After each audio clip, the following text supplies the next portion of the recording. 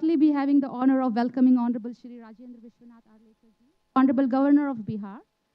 Good morning, ladies and gentlemen. Namaskar. We feel very privileged and honored to have the esteemed presence of Honorable Shri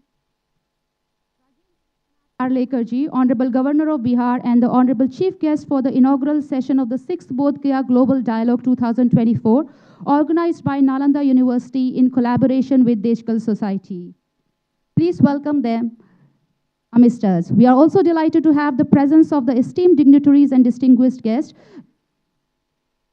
Dr. D.M. Mule ji, respected member NHRC, Dr. Gautami Bhattacharya ji, respected superintending archaeologist ASI Patna Circle, Professor Vinita Sahai ji, respected director IIM Bodh Gaya, Lieutenant General P.S. Minhans ji, AVSM Commandant OTA Gaya, Shri Arvind Mohan ji, respected Chairman Deshkal Society. We are indeed very privileged and honored to have their esteemed presence amongst us. Please kindly request you to kindly take your respective seat on the dais. Let us all welcome them with a resounding sound of applause.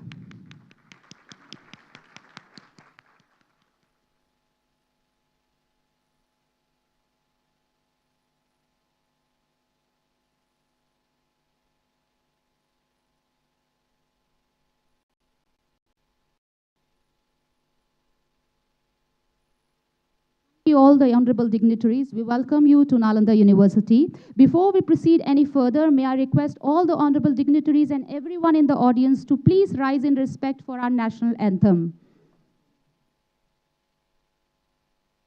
Janagana mana adhinayak jaya he Bharat bhagya vidhata Punjab Sindh Gujarat Maratha Dravida Utkala Vanga Vindhya Himachal Yamuna Ganga Uchchala Jaladhi Taranga Tava Shubha Name Jage Tava Shubha Ashish Mange Gahe Tava Jaya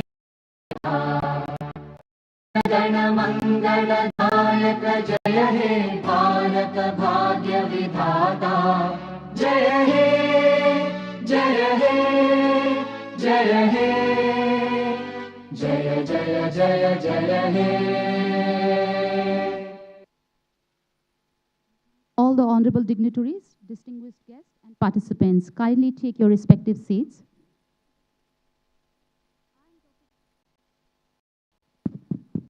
I am Dr. Dabral, School of Buddhist Studies, Philosophy and Comparative Religion, Nalanda University.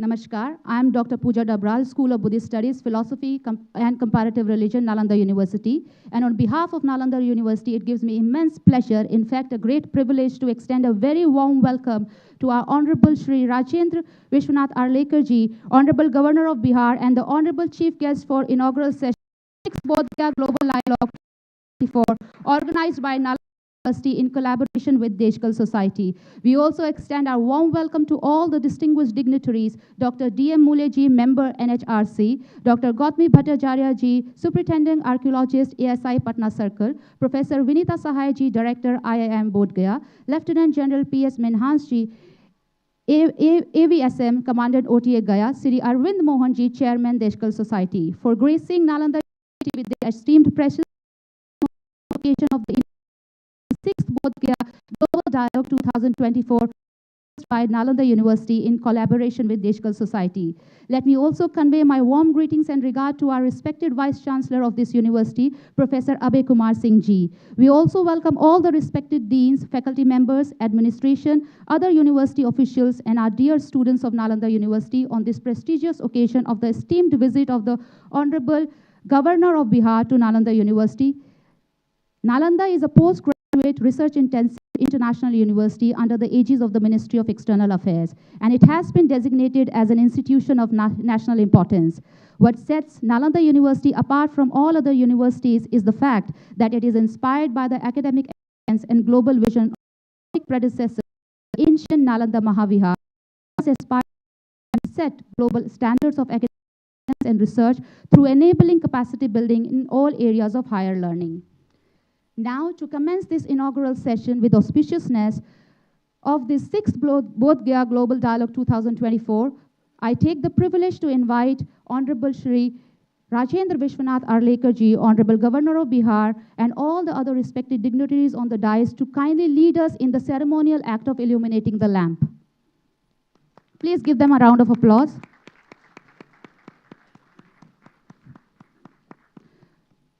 Honorable Governor of Bihar, and the chief guest for today's program.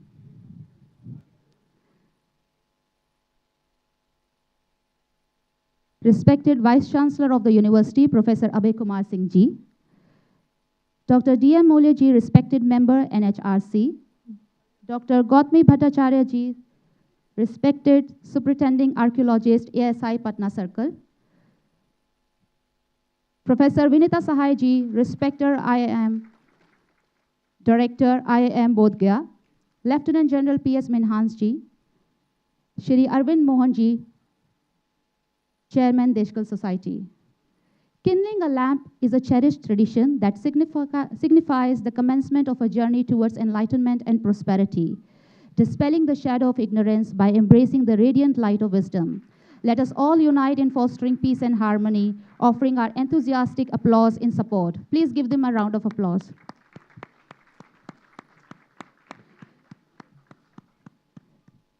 We thank Honorable Governor of Bihar and all the honorable dignitaries on the dais for lighting the lamp.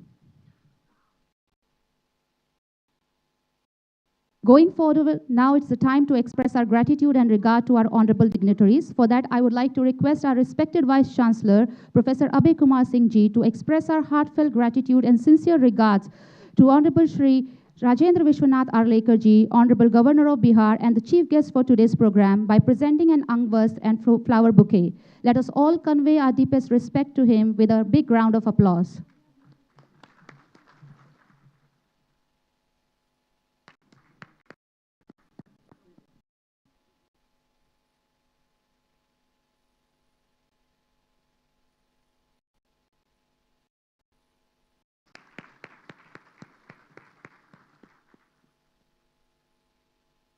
With equal pleasure, our respected Vice Chancellor, expressing our sincere appreciation and regards to all honorable dignitaries for gracing Nalanda University with their esteemed presence, as well as for their significant contribution towards the enrichment of education and research for our nation's development.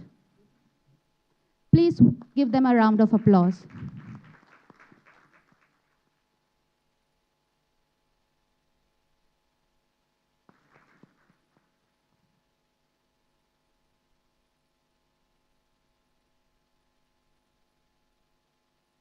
Thank you, respected Vice Chancellor, sir. Finally, I invite Dr. Rajiv Ranjan Chaturvedi ji, Associate Professor, School of Historical Studies, to convey our heartfelt thanks to our respected Vice Chancellor for his sagacious leadership that has charted the course of Nalanda University towards greater heights. I invite Dr. Rajiv Ranjan Chaturvedi ji to do the honor.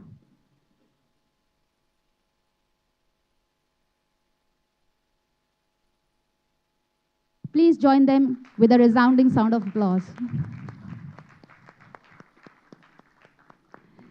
Thank you, respected Vice Chancellor, sir, and Dr. Rajiv Ranjan Chaturvedi ji. With this, I am delighted to pass the mic to Shri Sanjay Kumar ji, Secretary of Deshkal Society, to gracefully continue the proceedings of the inaugural session. Thank you very much.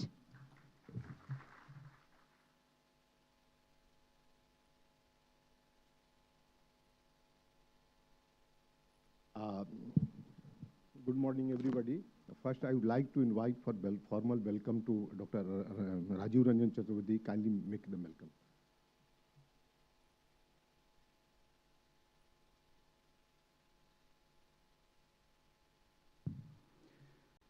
Namaskar and greetings from Nalanda University. Mananiya Sri Rajendra Arlekar ji, Honorable Governor of Bihar. Professor Abhay Kumar Singh ji, respected Vice Chancellor, Nalanda University. Dr. Daneswar M. Mule ji, Member NHRC. Professor Vinita Sahai ji, Director IIM Bodh Gaya. Lieutenant General P.S. Minhas ji, Commandant Officer Training Academy Gaya. Dr. Gautami Bhattacharya, Superintending Archaeologist ASI Patna. Sri Arvind Mohanji, Chairman, Deskal, esteemed guests, participants. A warm and hearty welcome to each one of you to the 6th Bodh Gaya Dialogue, a prestigious platform jointly organized by Nalanda University and Deskal Society. Today, we are honored to have amongst us a distinguished personality, a beacon of wisdom, and a leader committed to the betterment of society, Mananiya Sri Rajendra Arlekar ji, the Honorable Governor of Bihar. As we gather here to delve into the profound theme of landscape of enlightenment, Bodh Gaya, Rajgir, and Nalanda, we are reminded of the rich heritage and timeless wisdom these historic sites hold. They serve as reminders of the transformative power of knowledge and the pursuit of enlightenment. In the context of today's discussion, we are confronted with two compelling perspectives on education. The first emphasizes that the purpose of education transcends mere academic excellence. It is a holistic endeavor aimed at nurturing individuals into compassionate, empathetic, and morally upright human beings. It underscores the importance of instilling values of sincerity, integrity, and service to the nation, shaping individuals who not only excels academically but also contributes meaningfully to the betterment of society. The second perspective calls for rigorous measures in the higher education, advocating for reforms that ensures equality, relevance, and accountability.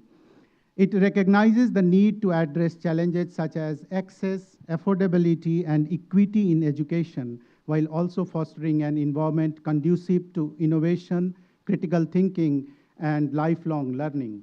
Mananiya Sri Rajendra Arlekar ji, esteemed chief guest, exemplifies commitment to excellence and reform, demonstrating has resolved standards and change in the educational landscape. माननीय राज्यपाल महोदय, नालंदा विश्वविद्यालय और देशकाल society आपका स्वागत और हार्दिक अभिनंदन करते हैं.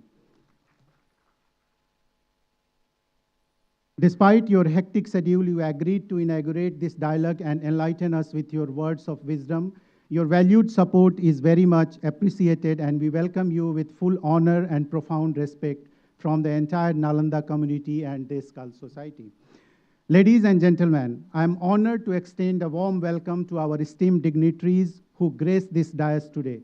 Firstly, I extend my heartfelt gratitude to Professor Abhay Kumar Singh ji, the Honorable Vice Chancellor, whose unwavering support and proactive engagement have been instrumental in shaping this dialogue. His dedication and interest in the entire process have been invaluable. We are deeply grateful for his guidance.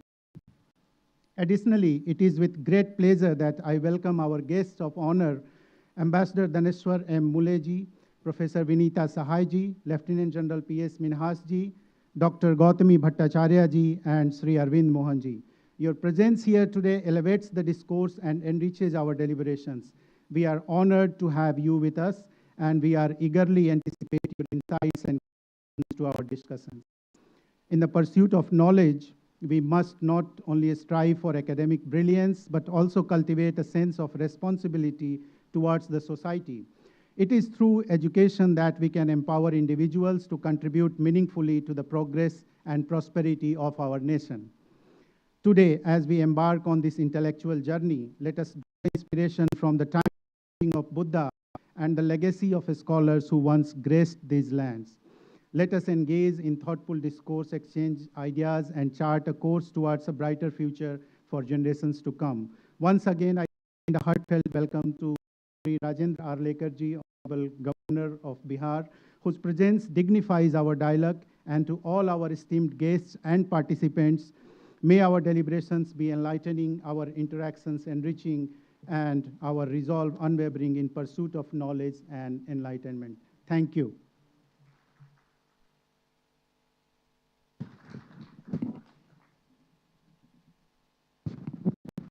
Thank you, Dr. Vedi. I think all guests are very much engaged. The ambience, landscape, and the surrounding of this campus. You know, this campus basically located in a defined two way. One, basically, it is extended the Chotanagpur Plateau, but in another way, uh, it is the whole cultural, geographical, historical zone, basically give him as not India, but in the world, the land of enlightenment. So in this background, everybody, I think so, get connect with the short video of the Nalanda University. So I request the technical person kindly to exhibit the short video of Nalanda University.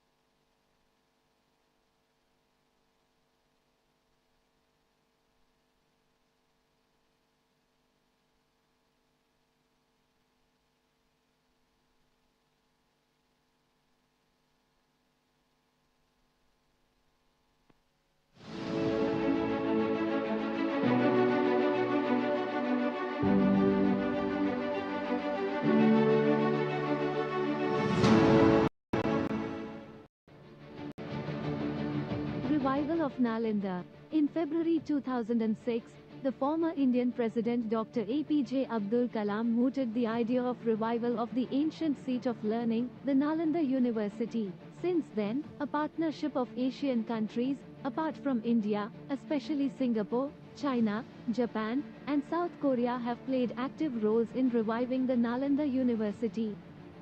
Revival of Nalanda University under the aegis of Ministry of External Affairs was driven by the broader vision of establishing greater integration with the East Asian community. The vision, which forms a key component of India's Look East policy, has been articulated by the ministry. The new Nalanda University campus is a 455-acre green sustainable campus situated in a predominantly agricultural area in the 2.5-kilometer outskirts of the Rajgir town. The land was gifted to the university by the Bihar government under leadership of Shri Nitish Kumar Ji, Honorable Chief Minister, Bihar. The campus comprises of over 200 buildings and structures having built-up area of over 20 lakh square feet, including development of 300 acres of landscape and horticulture work, construction of 12.5-kilometer internal road network, creation of around 100 acres of water bodies, including all modern services, utilities, interior and furnishing of the buildings. The Nalanda University campus is probably the world's largest net zero sustainable green campus. The key sustainability features for developing this net zero campus include net zero energy, net zero water, net zero waste and net zero emission. This hybrid concept, featuring renewable energy sources with the indigenous approach in its integration with various innovative technologies, shall undoubtedly exemplify rational approaches to construction of other upcoming projects, campuses and community construction models in future. The campus combines state-of-the-art technologies with planning principles of the ancient Nalanda University to create a carbon-neutral and zero-waste campus. Some of the most important and indigenous aspects and palette of concepts for passive methods operating at different scales are 6.5 MW solar PV captive power plant, 1.2 MW biogas plant, desiccant evaporative technology for cooling, heating of the buildings, solar integrated thermal storage technology for HVAC system, use of compressed stabilized earth blocks instead of common burnt clay bricks, thick cavity walls to increase thermal resistance, climate-appropriate landscape design to reduce potable water demand, decentralized water treatment systems, cooling as well as cleaning of the air through use of selected native plants, building management system, etc. The main entry gate symbolizes the university as the temple of knowledge acquisition and a seat of higher learning. The first gate along the main road is the first threshold, marking the entry to the campus. The next grand entry gate, 7.5 meters wide, forms the neck, screening people and vehicles in. The large, curved volume creates a sense of pause and calm as felt in the temple entrances. The academic spine is spanning in the north-south direction of the campus. It houses 40 various capacity. The total capacity is 90 students varying from 25 to 300-seater classrooms, an examination center, international relations office, placement cell, meeting or discussion rooms of various sizes and other common facilities like faculty offices, laboratories, 100-seater mini auditorium, etc. In the southern side of the spine, the Grand Sushma Swaraj Auditorium is situated, followed by two guest houses, namely Campus Inn and International Center. The academic spine is grand, welcomed by a huge semicircular catenary. The Grand Amphitheatre, with a capacity of around 2,000 spectators, is situated amidst the center of the Kamal Sagar, the central water body. The amphitheatre has a green room and a dais at its center. The structure is surrounded by the huge water body, which gives the audience sitting in the amphitheatre an extravagant picturesque view featuring the lake in the backdrop. The amphitheatre is surrounded by another circular 11 amenity modules, as seen in the aerial view, for informal discussions, small gatherings, chilling out space, etc.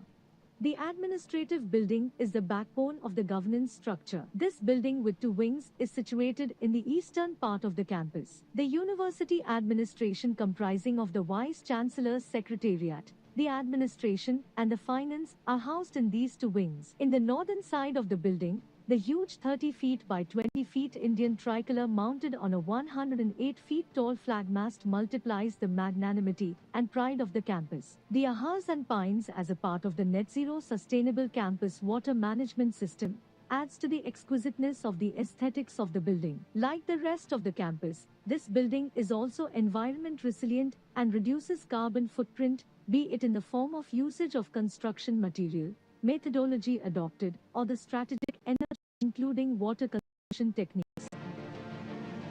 The Nalanda Central Library building is envisioned to provide state-of-the-art facilities for study and multidimensional development of intellect and a locus for collaboration. The building has a built-up area of 17,545 square meters. With more than 3 lakh books volume and over 3,000 user capacity, the huge Nalanda Library building is being built in ground plus 5 floors. The building is shaped as a spherical stupa divided in 4 quadrants with an outer radius of 81 meters at base, and height of the building at crown is 26 meters, which makes it probably the biggest dome in the world. The works for construction of this building is in full swing.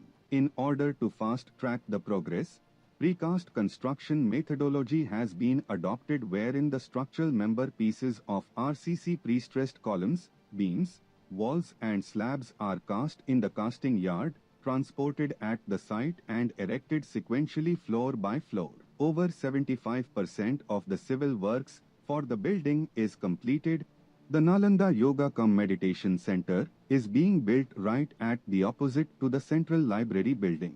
Built in ground plus 1 floor, the circular building has a built-up area of 4,186 square meters. The ground floor is a 500 capacity multipurpose hall, and the first floor is the yoga hall with 266 yoga mat capacity, along with ancillary facilities like green rooms, clock rooms with lockers and toilet banks in adequate numbers in both the floors. For the VIP visitors, a VIP lounge facility is also there, which is connected with the yoga hall through a sky bridge. Roof of the building is spherical dome shape. The yoga center building design symbolize the 7 meditation chakras, and entire planning of the base of the building, including the surrounding landscape, is based on Muladhara chakra. Roof of the building resembles the Sahasrara chakra. The VIP block has been designed and integrated with main yoga block to give a holistic retreat experience. Works of this building is also being carried out in precast system.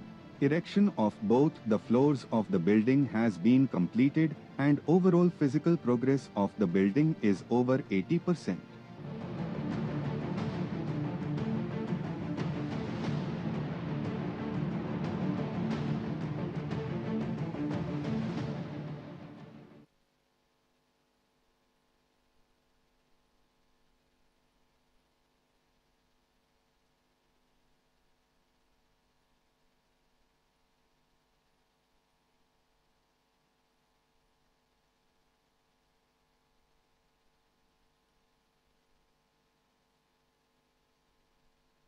The brief part, basically, I would like to, very brief, to present the context of dialogue. This context of dialogue will be followed by the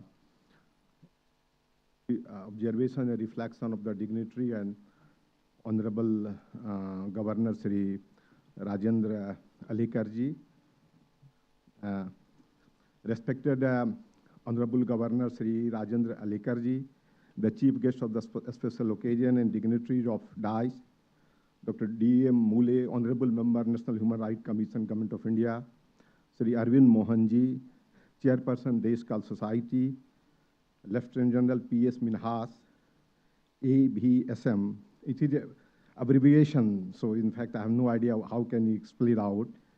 Commandant Officer, Training Academy, Gaya, Professor Abhay Kumar Singh ji, Vice Chancellor in charge, Nalanda University, Professor Vinita Sahai, Director, Indian Institute of Management, Bodh Gaya, and Dr. Gautami Bhattacharya, Superintendent, Archaeologist, Archaeological Survey of India, Patna Circle. This note is very factual and descriptive, which give a sense about the modest beginning and modest journey of the 6th year of the dialogues, from its humble beginning in the very place in 2018. We are now on the 6th edition of Bodh Gaya Dialogues. It is your gracious presence and support that has helped Deshkal society draw strength in enduring spirit of the civilization and collective conscience to take forward the Bodh Gaya Global Dialogues in order to attain the core objective, which has a bearing on the well-being of people in India and the rest of the world. On behalf of Deshkal Society, Nalanda University, and Indian Council of World Affairs, and other partner on ISN, we are privileged to have your presence at the 6th edition of Bodh Gaya Global Dialogue 2024, focusing on landscape of enlightenment, Bodh Gaya, Rajgir, and Nalanda. We are grateful to you with us here at a very short notice. We have all gathered here today to strengthen a platform for expression, experience, reflection, insights from the plural perspective, connecting heritage, education, and sustainability for building a future inspired by Buddha legacy on enlightenment and compassion. The pursuit for exploring interconnection in dialogical manner is central to the deliberation, especially with reference to following objectives: broaden and enrich knowledge through scholarship and deliberation amidst academicians, researchers, travelers, and policy makers. And the second objective is enrich relations between Magadh region and Southeast Asian nations to strengthen historical and cross-cultural relations. It is noteworthy that conceptual frame of the central theme and its objective were drawn from the philosophical tradition of Buddhism and Buddhist economics. Rupert Gethin best articulated the essence of the foundation of Buddhism in his famous book titled Foundation of Buddhism, to quote, "What did the Buddha teach? The early sutra present the Buddha teaching as a solution of the problem. Its classic formulation is by way of four noble truths: the truth about the nature of suffering, the truth of nature of its cause, the truth of the nature of its cessation, and the end and equally important, the truth of the nature of the path leading to its cessation." To delve on the crux, the dialogue follow a mosaic parallel events over there. These 2 days, the 6th edition of Bodh Gaya Dialogues, will have detailed deliberation on theme of archaeology, history, art, philosophy, and teaching of Buddhism and Sanatana heritage making and sustainability with a special session on the strengthening relationship of India and South Korea through Buddhism and Bodh Gaya. On the parallel dialogue has been designed with the first day, the beginning and ending in lasting notes of conversation with witnessing the plenary session, participating in engaging discussion through the day, moving to the second day of the dialogue with exciting and fascinating panel discussion, conversation, book launch, and visual presentation, culminating with the recommendation and way forward. It is a matter of privilege for us to say that dialogue is a part of dynamic and living process instead of being an event. The first edition of Bodh Gaya dialogue was held in Bodh Gaya from March 9 to 12, 2018.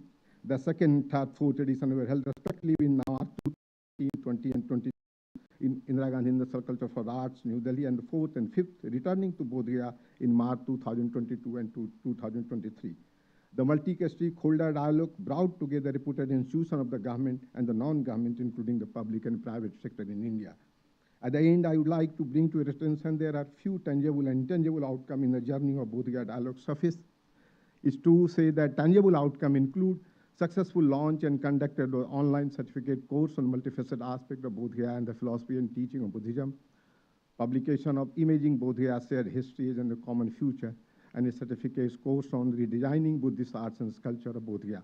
When we meet on 7th edition of Bodh Gaya dialogue in 2025, we do hope that we will presenting the next pictorial book on Nalanda in our journey to cover the Buddhist circuits, along with the textile products and motifs of Buddhist arts and sculpture prepared by women existing on the margins and the visual presentation of the Digital Heritage Center of Bodh Gaya. We do hope that this edition of dialogue would create a ground for the next edition of dialogue in order to keep the endeavors of forming threads of connectivity between heritage, sustainability, and enlightenment. Without taking more time from my side, so first I would like to invite our chairperson, Sri Arvind Mohanji. Briefly, in fact, I would like to introduce about him. मुझे बड़ी समस्या होती है कि अरविंद मोहन जी को आपके सामने कैसे प्रस्तुत करूं, लेकिन 3 लाइन में मैं कहना चाहूँगा। मुझे बार बार अरविंद मोहन जी का जो पत्रकारीय और वैचारिक लेखन है, उसमें समझता हूँ कि जो आज़ादी के बाद रघुवीर सहाय ने जो पत्रकारिता के एक फाउंडेशन दिया, वो जो बनाई पूरी हिंदी रीजन में, उस रीजन को आगे बढ़ाने के जो पथ प्रदर्शक हैं, उसमें आप अरविंद मोहन जी हैं।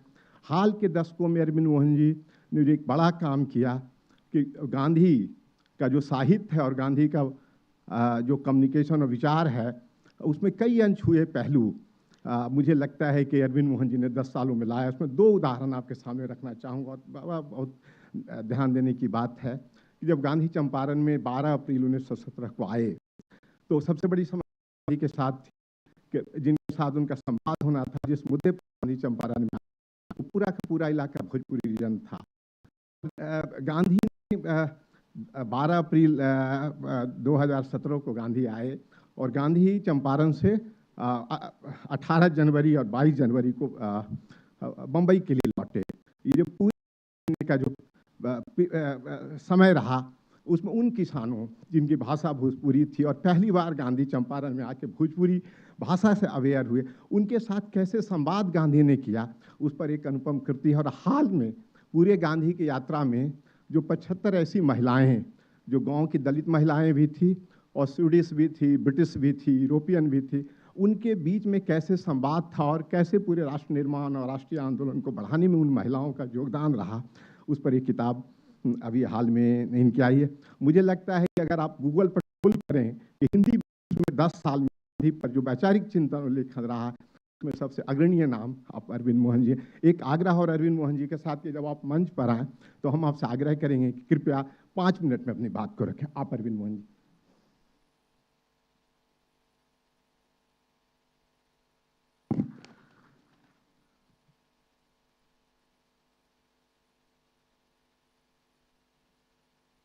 महामहिम राज्यपाल रमाकांत आचरेकर जी,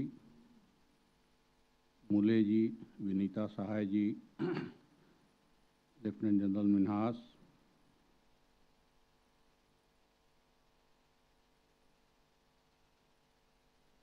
वाइस चांसलर साहब, मैं भाग्यशाली मानता हूं कि इस मौके पे आज यहाँ हूं। हूँ मैं सारे डायलॉग्स में, लेकिन आज महामहिम के आने से और इस डायलॉग के नालंदा यूनिवर्सिटी पहुंचने से मुझे लगता है कि हमने अपनी बात को एक मुकाम पर पहुंचाया है। और 5 साल में 2 साल तो कोरोना ने हमको काफ़ी परेशान किया, लेकिन बाकी समय में भी हमने जो चर्चा की, जो बातचीत की, इस डायलॉग के माध्यम से दुनिया में, एकेडमिक दुनिया में और बुद्धिस्ट दुनिया में, दोनों दुनिया जगह जो अपना संबंध और रिश्ता बनाया, अपनी प्रतिष्ठा बनाई, वो आज एक नए मुकाम पे है। और हम ये उम्मीद करेंगे कि इससे आगे ये और बढ़े और काफ़ी तेज़ी से बढ़े। जगह मिल गई अगर दोनों तरफ से और महामहिम का आशीर्वाद मिला तो ये चीज़ें और ज़्यादा तेज़ी से आगे बढ़ेंगी, ये उम्मीद है। हम सब ने मुझे लगता है सबको मुझसे ज़्यादा बुद्ध के बारे में मालूम होगा। मैं गांधी पढ़ता रहा हूँ इधर, और 74 के आंदोलन के बाद से जेपी और लोहिया का ज़्यादा असर था। तो इन सब में मुझे ख़ास तौर से समाजवादियों में, यूरोप के समाजवादियों और अपने देश के समाजवादियों में और गांधी में एक तत्व लगा जो काफ़ी बड़ा है, वो करुणा है। और करुणा ही वो पक्ष है जो जेपी को, लोहिया को, हम नरेंद्र देव को, इन सब को, हमारे समाजवाद को बाकी दुनिया से अलग करता है। समाजवाद का ये पक्ष करुणा वाला बाकी जगह नहीं है। बहुत ही क्रूर किस्म की चीज़ें भी हुई हैं, और स्टालिन से लेके बाकी जगह हमारे यहाँ का समाजवाद अगर भिन्न हुआ तो उसमें करुणा प्रमुख है। और गांधी की पॉलिटिक्स में भी बुद्ध की करुणा का बहुत ही बड़ा स्थान है। तो मुझे लगता है, और हम हिंदुस्तान में बुद्ध को लगभग भूल चुके थे।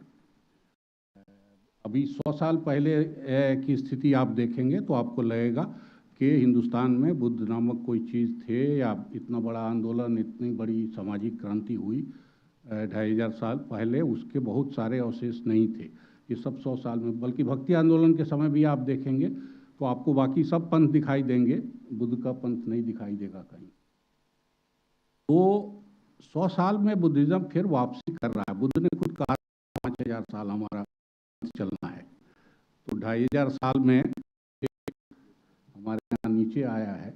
मुझे लगता है अगले 2500 फिर बुद्धिज़्म के उभरने, और 100 साल में अगर हिंदुस्तान में शुरुआत करके, बाकी दुनिया में बुद्धिज़्म है लेकिन हिंदुस्तान जहाँ गिरा था, 100 साल में अगर बुद्धिज़्म ने वापसी की है और कर रहा है इस मजबूती से, तो मुझे उम्मीद है कि अगले 2500 साल का तो काफ़ी लंबा सफ़र है और काफ़ी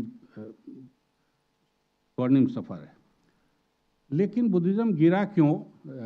ये 2500 साल में ही बुद्धिज़्म इस लेवल पे क्यों आया? वो उसमें एक चीज़ मुझे लगता है कि बुद्धिज़्म के जो भी सेक्ट हुए, सब ने अपने अपने को श्रेष्ठ मानने का और डायलॉग बंद करने का काम किया। एक दूसरे से संवाद, और हिंदुस्तान की और दुनिया की बाकी धाराओं से संवाद कम किया। हिंदुस्तान की बाकी धाराओं में संवाद चला, हिंदुस्तान में जितने दिन तक संवाद चला है, हर सेक्शन में प्रगति होती रही है। मुझे लगता है कि संवाद का प्रोसेस चले और वैश्विक संवाद का प्रोसेस चले, और ये जगह उसके लिए मुझे मुफीद लगती है। जिस दिन हम लोगों ने ये बात शुरू की थी, उस दिन भी ये था कि बोध गया हम ये शुरुआत करें। हमारी संस्था का बोध गया से, गया से रिश्ता था पहले से, अलग अलग तरह के काम हम कर रहे थे। ये डायलॉग का काम जब हमने शुरू किया तो मुझे लगा जो हम सारी बात है उसमें ये था कि बोध गया से बुद्ध के इससे जोड़ें। और हमने इस बीच 5 साल के अगर 5 डायलॉग के पेपर्स कोई देखे और 5 डायलॉग के में जो विद्वानों ने अपनी राय रखी है उसको देखे, तो ये समझ में उसको आ जाएगा कि हमारी जो भी चर्चा रही है, हमारा जो भी डायलॉग रहा है, वो सचमुच अकादमिक दुनिया के हाईएस्ट लेवल का है। सारी दुनिया के बुद्धिज़्म के विद्वान हमारे यहाँ आए और आके उन्होंने अपने प्रेजेंटेशन दिए, और वो सारी चर्चा हमने की है। अब उस चर्चा से क्या निकल रहा है, क्या आगे बढ़ रहा है, आगे बढ़ने का एक स्टेप आज दिखाई दे रहा है।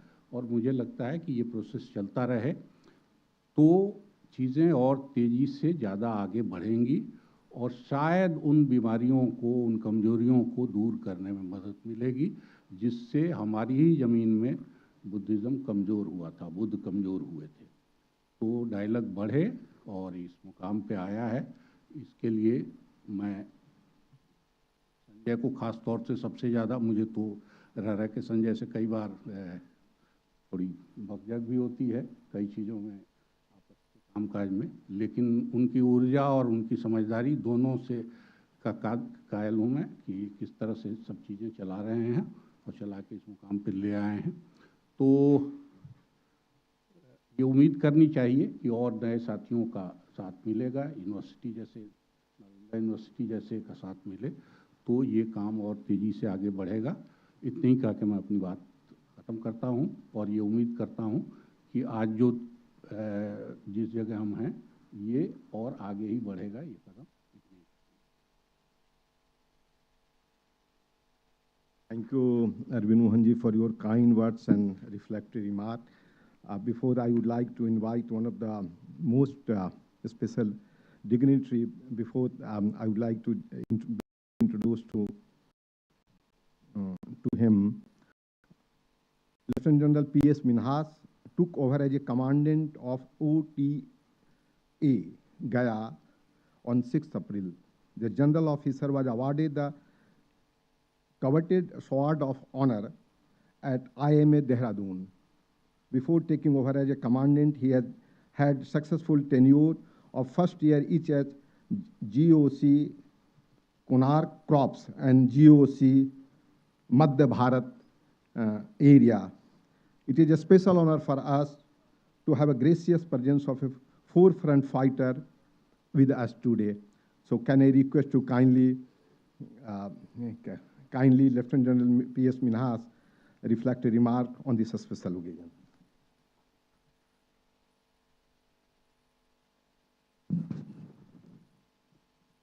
I hope I'm audible at the back, please. Honorable Governor Bihar, Vice Chancellor Nalanda University, other distinguished guests on and off the stage, members of the faculty, students, ladies and gentlemen. First and foremost, a very good morning and Jai Bharat. It gives me an immense pleasure and privilege and an honor that I've got an opportunity, sir, courtesy the Vice Chancellor, sir, to be with you today with a person in uniform. So it's a great honor for us. And therefore, on behalf of the uniformed fraternity in general and Officer Training Academy, GAIA in particular, of which I am in charge, we extend our heartiest felicitations to you on the conduct of the 6th edition of the dialogue that is taking place here. As I was going through the aim, scope, vision, the seminar theme that the speakers have already brought it out and you're all well aware of, a topic couldn't have been more better chosen for the 6th edition as such. The landscape for enlightenment is in the land of enlightenment. That's one. The topics that are chosen are very relevant, and I hope. They say history is this region is a repository of a good, bad, perfect, imperfect past. We need to analyze that in the present, in the contemporary, so that our future is not tense. And we, as uniformed people who come from the society, for the society and for the nation, are an equal stakeholders to be listening to such dialogues. जितनी चर्चाएं होंगी, जितनी उसको हम सुनेंगे आपके साथ, उतना benefit हमें भी मिलेगा as a person in uniform. So I extend all the very best wishes to you. I just want to make 2 points. In the land of enlightenment, we are soldiers. We are being trained, and I've been given the charge to give basic military training to pick up a young kid from a school or college, pick up a young kid, making him a techno, scholar, futuristic warrior, a futuristic junior leader who, when required, may have to make the ultimate sacrifice in defense for the sovereignty of the nations. So there's a dilemma. We are producing people who are futuristic leaders, who understand the society, who, like the society, believe in non-violence, but if and when necessary, if compelled, should have the extraordinary ability to unleash violence in pursuance of defense of non-violence and the sovereignty of the nation. This is the dilemma that we have. But like as all individuals, sir, of the society, we needs to be enlightened. So I enlighten my students, the future officers of the Indian. We also lighten them so that if and when necessary, they can carry out lightning strikes.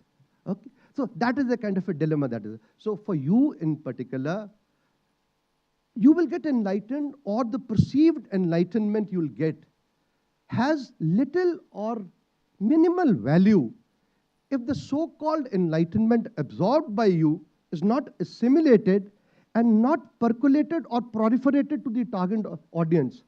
So enlighten yourself, lighten the others, so that the society is a little brighter. So that is the 3 stages version of the enlightenment per se. That is all I want to say. The military speakers and us are nowadays, you would have seen, a part of all such great institutions. I encourage myself, my faculty, my students to go around. No longer you're confined to compartmentalized channels. Your future leaders, your managers, your brothers, sisters, you are a part of the society. You have to have a holistic development. So that's why we come and take part in such mutually beneficial conversations. So thank you so much, sir, giving opportunity after opportunity for us to come and share your experiences and listen to them for our thing. I'll end by saying, yesterday was 15th, the Ides of March.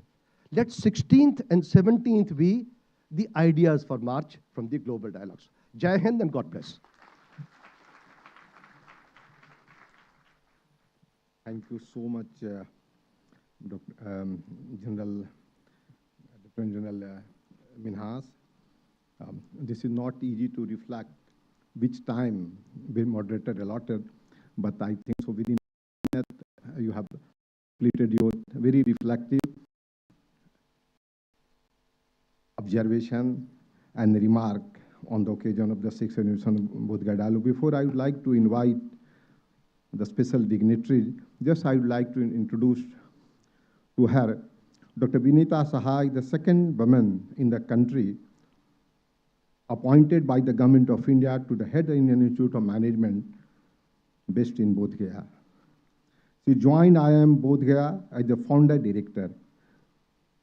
With around 26 years of experience, she has published and presented a large number of research papers in international, national, conference and book chapter. She has organized 3 large international edited 5 books. It is also indeed a great privilege for us. In the last year, we have organized a 5th edition of dialogue in Bodh Gaya, and our office had communicated to us in a very short notice. I think so before the dialogue, just share with the office, is it possible to join as a guest of honor on the occasion of the inaugural session. And she not only just, in fact, confirmed her participation, but also made a very reflective remark on observation in the 5th edition dialogue. So it's a great honor for us to introduce once again on the occasion of the 6th edition dialogue. So may I request to Dr. Vinita Sahai to share to her own observation and remark within 5 minutes. Madam.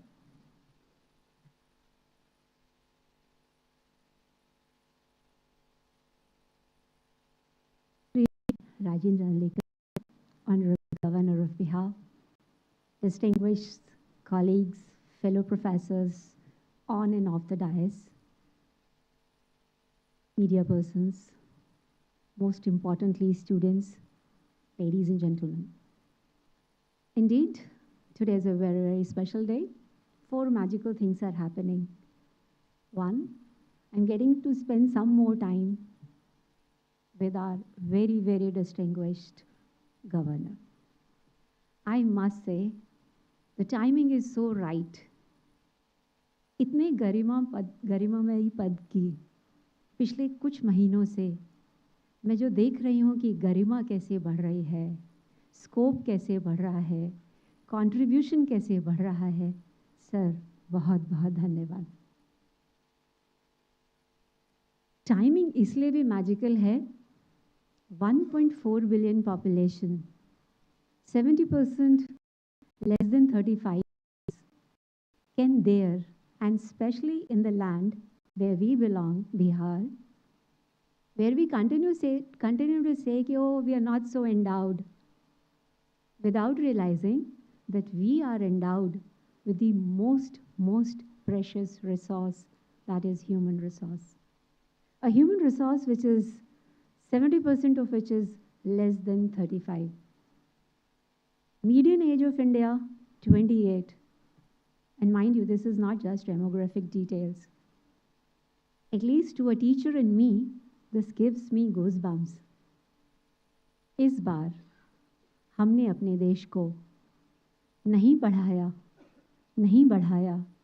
नहीं scale up किया, sorry, इस बार ना हम Britishers को blame कर सकते, ना किसी बाहरी ताकत पे दोष लगा सकते।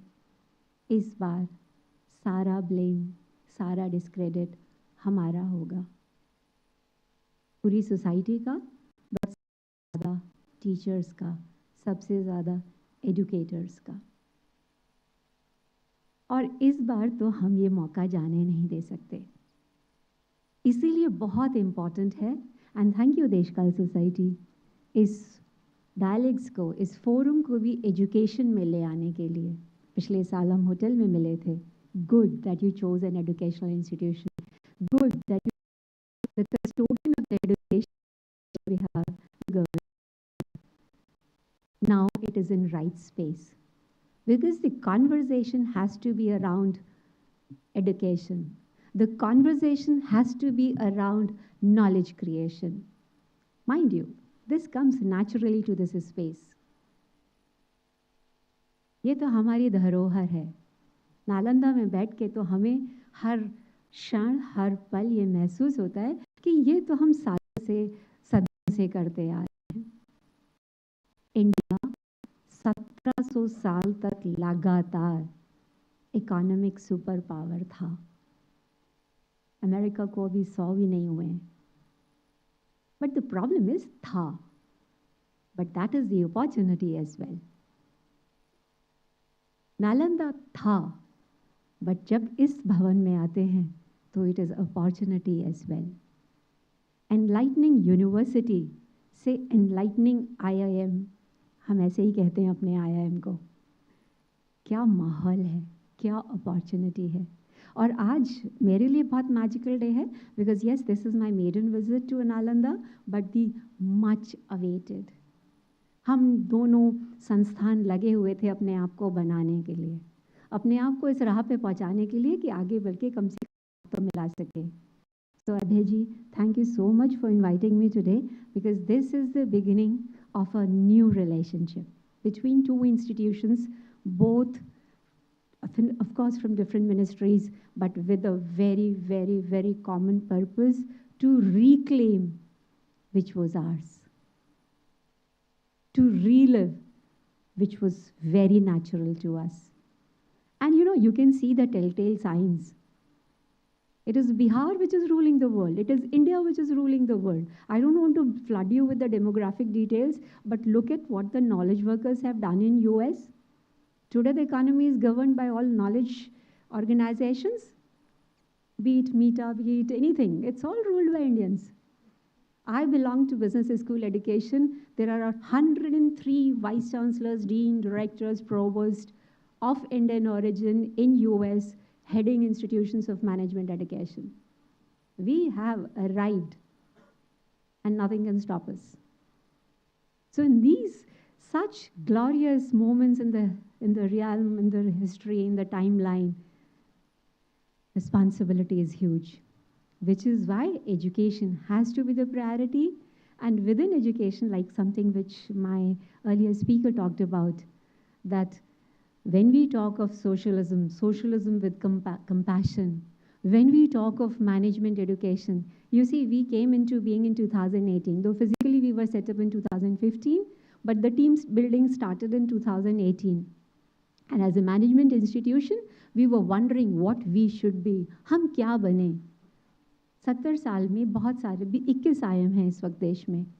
बड़े बड़े IIMs हमारे जो sister institutions हैं, IIM Ahmedabad is known for strategy, IIM Calcutta is known for decision sciences. हमारे सामने सवाल था हम क्या? और उस दौरान मेरे स्टूडेंट्स ने ऑलरेडी अपने आप को #enlightening IIM कहना शुरू कर दिया था. और मुझे याद है एक दिन मैंने रुक के पूछा, ये कुछ ज़्यादा नहीं है बोलने के लिए? 2018 में हमने रोक दिया अपने आप को एनलाइटनिंग IIM कहने में, 22 में फिर शुरू किया. फिर लगा कि अब कॉन्फिडेंस है, because in between business school education हमेशा के लिए चेंज हो गई. इन बिटवीन कोरोना ने विश्व को जता दिया कि वाणिज्य कंपैशन के बगैर नहीं चल सकता. बिजनेसेस चल ही नहीं सकते जब कॉर्पोरेट सोशल रिस्पॉन्सिबिलिटी न हो, सस्टेनेबिलिटी ना हो. और सस्टेनेबिलिटी कोई विश्व में हमें सिखा सकता है? उस देश में जिसमें पहले पर्दा बनता है, 10 साल तक लटकने के बाद वो टेबल कवर बनता है, टेबल कवर बनने के बाद वो छोटा टेबल कवर बनता है, फिर वो डोर मैट बनता है, पोछा बनता है, और आखिर में हम उसमें मिट्टी का तेल डाल के मच्छर भगाते हैं. हमें कोई सस्टेनेबिलिटी सिखाएगा? सस्टेनेबिलिटी हमारे रग रग में है. मुझे ज़्यादा नहीं जानकारी, सीखने की शौक़ है, इसलिए आज बहुत सारे बुद्धिस्ट लोगों को देख के बहुत खुशी हो रही है, क्योंकि मेरे को किसी ने बताया है कि Buddhism is actually traders religion. That's the reason it went around with wherever the traders went. It taught the humanity how trading is to be done with compassion, how businesses is to be run with compassion. And that is the reason now the biggest accreditation in management school, which is called AACSB accreditation, has a separate chapter on sustainability, on corporate governance, on social responsibility, and which is when we had to choose what we wish to become, our vision became raise socially responsible, mindful leaders. आज मैं खुश हो गई जब इतने सारे metaphors की बात हुई कि कैसे नालंदा में फिजिकल स्पेसेस के थ्रू आप लोग अपनी बात कह रहे हैं. एक ओपन इनविटेशन आप सबको IIM बोधगया आने के लिए. नया कैंपस बनाया है, बहुत जोश से बना है, आप सबको वहाँ देख के बहुत अच्छा लगेगा, क्योंकि कुछ हम कोशिश कर रहे हैं that the narratives have to change. Just some data, this coming June, IIM Bihar is going to become the second biggest IIM in the country in terms of number of students. जब मैं बोल रही हूँ कि 70% युवाओं को पढ़ाना है, तो पढ़ाएगा क्या कोई और? पढ़ाने की जिम्मेदारी तो हमारी है, और जल्दी करना है. We can't wait, because इस बार हमने इस डेमोग्राफी को काम पे नहीं लगाया, स्केल अप नहीं किया, तो बस we will miss the bus, we'll miss the opportunity. So enlightening IIM, आपने अभय सर बहुत कुछ बताया कि कैसे आप लोगों ने अपनी स्पेसेस को यूज़ किया. एक छोटा सा एग्जाम्पल क्यूरियोसिटी के तौर पे मैं आपके साथ छोड़ के जाती हूँ. जब आप मेरे भवन में घुसेंगे, घुसते ही आपको नंदी दिखेगी. बहुत लोगों ने वार्न किया, विनीता इसको मत लगाओ, but for Nandi for us is something else, and that just explains the essence with which we are coming as a business school. Nandi for us can be the best metaphor for mindfulness. Nandi is inert yet alert. Nandi is always in the moment. Nandi is completely aware of what's going around. Nandi is all about perseverance. Nandi is all about patience. And Nandi is all about listening. All the virtues needed in the business manager today. So just a semblance of who we are, and just a request to Abhayji that let's partner together. Just another request to Governor Sir, you are such an encouragement to all the educators in Bihar, and continue to bless us, sir. We really need support to change the narrative that we are perhaps the most endowed part of the country, and the future belongs to us. Thank you so much.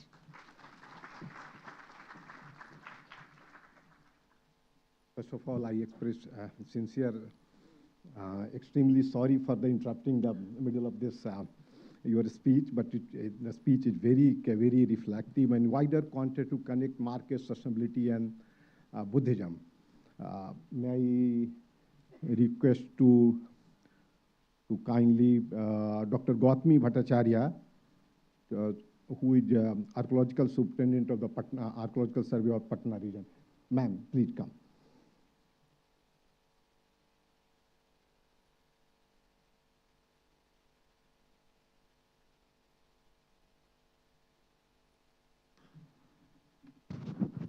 Namaskar.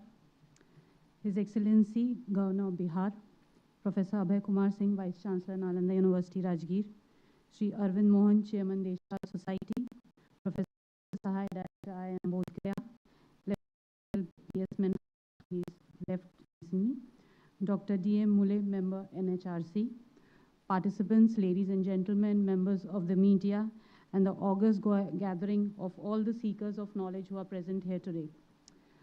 On behalf of the Archaeological Survey of India, I would firstly like to record my commiserations to both the organizations, the Deshkal Society and Nalanda University, Rajgir, for hosting the 6th edition of Bodh Gaya Global Dialogues 2024. It is indeed poetic, as many of the speakers before me also said, that this dialogue is coming back to Nalanda, because leaving alone Bodh Gaya, Nalanda and Rajgir were hallowed not only by Buddha and his two great disciples, Sariputra and Mahamodgalayan, but also the great legacy of Buddha survived here in the form of Nalanda Mahavihar, which is basically our pride in the Archaeological Survey of India and also of, I know, the entire country, as well as Nalanda University, Rajgir here itself. And we all know the story of Nalanda Mahavihar, that after its destruction, that legacy broke. But it is equally heartening that where we have now gathered here, Nalanda University, Rajgir, is basically a continuation of that very legacy. And I'm so very proud that on 2 occasions I have had the opportunity to visit Nalanda University and having interacted with Vice Chancellor, sir. And he has been truly kind and lovable in asking me to be part of your small gatherings and and contribute my little bit to your understanding of Nalanda and of the Archaeological Survey of India. So I hope this continues, sir, in the future also. Coming back to the sessions that you have planned for in the next 2 days, it is really heartening for me as a student of archaeology that the first session itself, as you would see in the detailed program, is on the archaeology, on art and history of Magad. I can tell you from a very personal experience that this is basically a veritable ocean that you are going to be dealing with. And that I can say from personal experience because I have just dabbled in one slice of it, only the early historical part of Magad, and it is truly humbling experience that how much of what India today is actually rooted in Magad and in this very landscape where we are sitting and where we are working. So please, I would like that you take the complete opportunity of these few 2 days of deliberations that would be going on. And as a part of Archaeological Survey of India, I would also put on record that our team at Patna Circle are immensely humbled, and we also take pride in the fact that we are custodians of Nalanda Mahavihar. And in addition to that, we have 70 more sites spread across the state of Bihar, of which many are connected with Buddhism, be it Vikramshila University, Vikramshila Mahavihar in east, in Bhagalpur, or if you go towards the north, across the Ganges, we have Kolhua site, Vaishali, again very integral to Buddha. Then we have Ashokan pillars there, stupas there, you name it. And the most archaeologically rich Buddhist sites are with Patna Circle, are with Archaeological Survey of India. It is also, we consider it as our sacred duty that we are somehow contributing very positively for the flourishing of this centuries-old legacy and in handing it over to our future generations. Our expertise like Archaeological Survey of India basically is based on two verticals. One is the conservation of our monuments and sites, and secondly, and equally important, is our academic credentials. And it gives me immense pleasure to know that two of our distinguished colleagues will be speaking to you in the very first session of it. Dr. Sujit Nainji, he'll be joining you shortly. He is in fact currently excavating at Rajgir. And I know that some of you students have visited the excavation site, and I would also encourage others to go and look at how archaeology is and what we do to get to know our past culture and how we preserve it. And more significantly, Shankar Sharma ji, a very dear colleague of mine, and he is the custodian of Nalanda Museum. Right now, unfortunately, Nalanda Museum has been closed down for upgradation, and in the coming 3 to 4 months, I think we'll be able to present before you Nalanda Museum, which is just opposite the Nalanda Mahavihar complex, in a very new and up-to-date avatar. And a warm welcome to every one of you. I'm giving a very early welcome, but still I know because we will be doing that up, and you are most welcome to see the newest version there. I'll end by wishing all the participants here a very engaging and engrossing 2 days of academic engagements. May the landscape of enlightenment inspire us to continue on the path of knowledge, onward and forward. My best wishes and heartfelt gratitude again to our organizer, Deshkal Society and Nalanda University, for this novel endeavor and also for inviting me to this gathering. Thank you so much. Jai Hind. Namaskar. Thank you, ma'am. Yeah. Whenever just discuss or talk or speak on, particularly in this region, in the context of past, so always I realize and feel, and even the development of the context and objective of the Bodh Gaya dialogue, particularly in this region, the very interval between the archaeology and history. And in this context, being a history student, remind to me the two classic books in history and archaeology. One is very great author in a contemporary world, which is, whose name is E.H. Carr, and another great author for archaeology, God and Child. So always I remembering in both level, at the scholarship level as well level, the dialogue and the traveler between the history and archaeology. I would like to, it is immense pleasure to introduce the dignitary,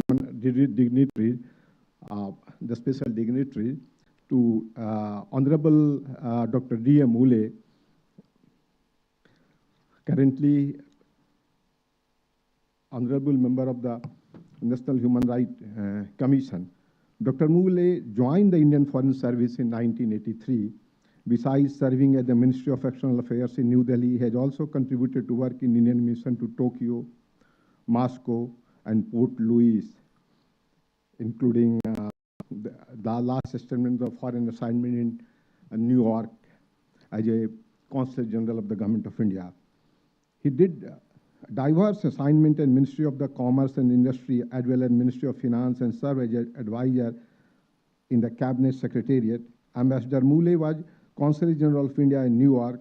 He is an award-winning writer in Marathi and Hindi, and also contributed several books that have been translated into Arabic, Urdu, and He has been keen in education, in particularly water security and socio-economic issue. I would like to take the liberty in this background to also share the two specific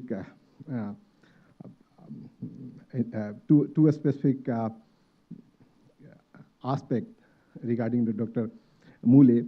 Since beginning, I think so, कि when Dr. Mule had visited in Bodh Gaya in 2017 and shared with me, Sanjay ji हम लोग कुछ सोच सकते हैं एक बड़ा काम करने के लिए बोध गया पर.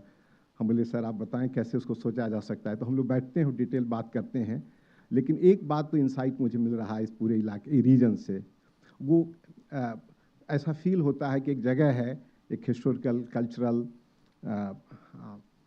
और हेरिटेज, और उससे भी बड़ी बात एक सिविलाइजेशनल स्पिरिट जो देता है, उसके जो मूल आत्मा है वो है enlightenment. And on the basis of this, getting insight from him, in since beginnings, he has been co-traveler with both.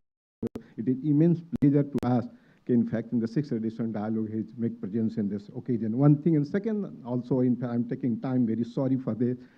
In my life and my experience, he's one of the finest human beings, always I observe.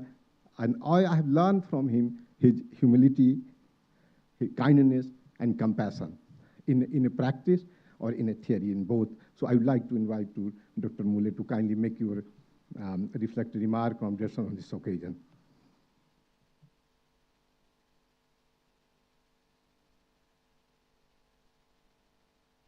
Thank you, Sanjay ji, for those very, very warm words. I'm quite moved, actually. Sanmaniya Rajyapal Mahoday, Shri Rajendra Vishwanath Arlekar ji, मंच पर उपस्थित हमारे देश काल के अध्यक्ष महोदय श्री अरविंद मोहन जी, इस विश्वविद्यालय के कुलपति महोदय, अभी जिनका आपने वक्तव्य सुना, विनीता साहा मैम, उसके पहले गौतमी भट्टाचार्य जी मैम, और यहाँ पर उपस्थित आप सब सम्माननीय। मैं जब 7वीं कक्षा में था तो मैंने अपने गुरुजी से प्रश्न पूछा था, उनका नाम शिंदे सर, मैं महाराष्ट्र से हूँ, कि अगर, क्योंकि बुद्ध की कहानी तो हमें सबको पता थी, बताई गई थी, तो मैंने कहा कि बुद्ध ने एक मरीज़ को देखा, उनको बहुत दुख हुआ, फिर उन्होंने एक वृद्ध को देखा और भी वो ज़्यादा दुख हो गया, फिर एक मृत व्यक्ति को उन्होंने देखा, शव यात्रा को देखा, और वो अंदर से व्यथित हो गए, हिल गए और पैलेस में रहते थे।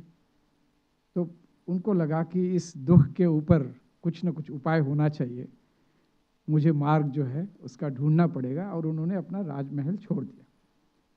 और फिर काफ़ी तपस्या की, परस्यूट रहा उनका ज्ञान का, अलग अलग गुरु किए, उनको गुरुओं को छोड़ दिया। फिर अंत में उन्होंने निर्धार किया कि मैं जब तक मुझे दिव्य ज्ञान नहीं होता तब तक मैं तपस्या करूंगा, और अंत में उनको हो गया।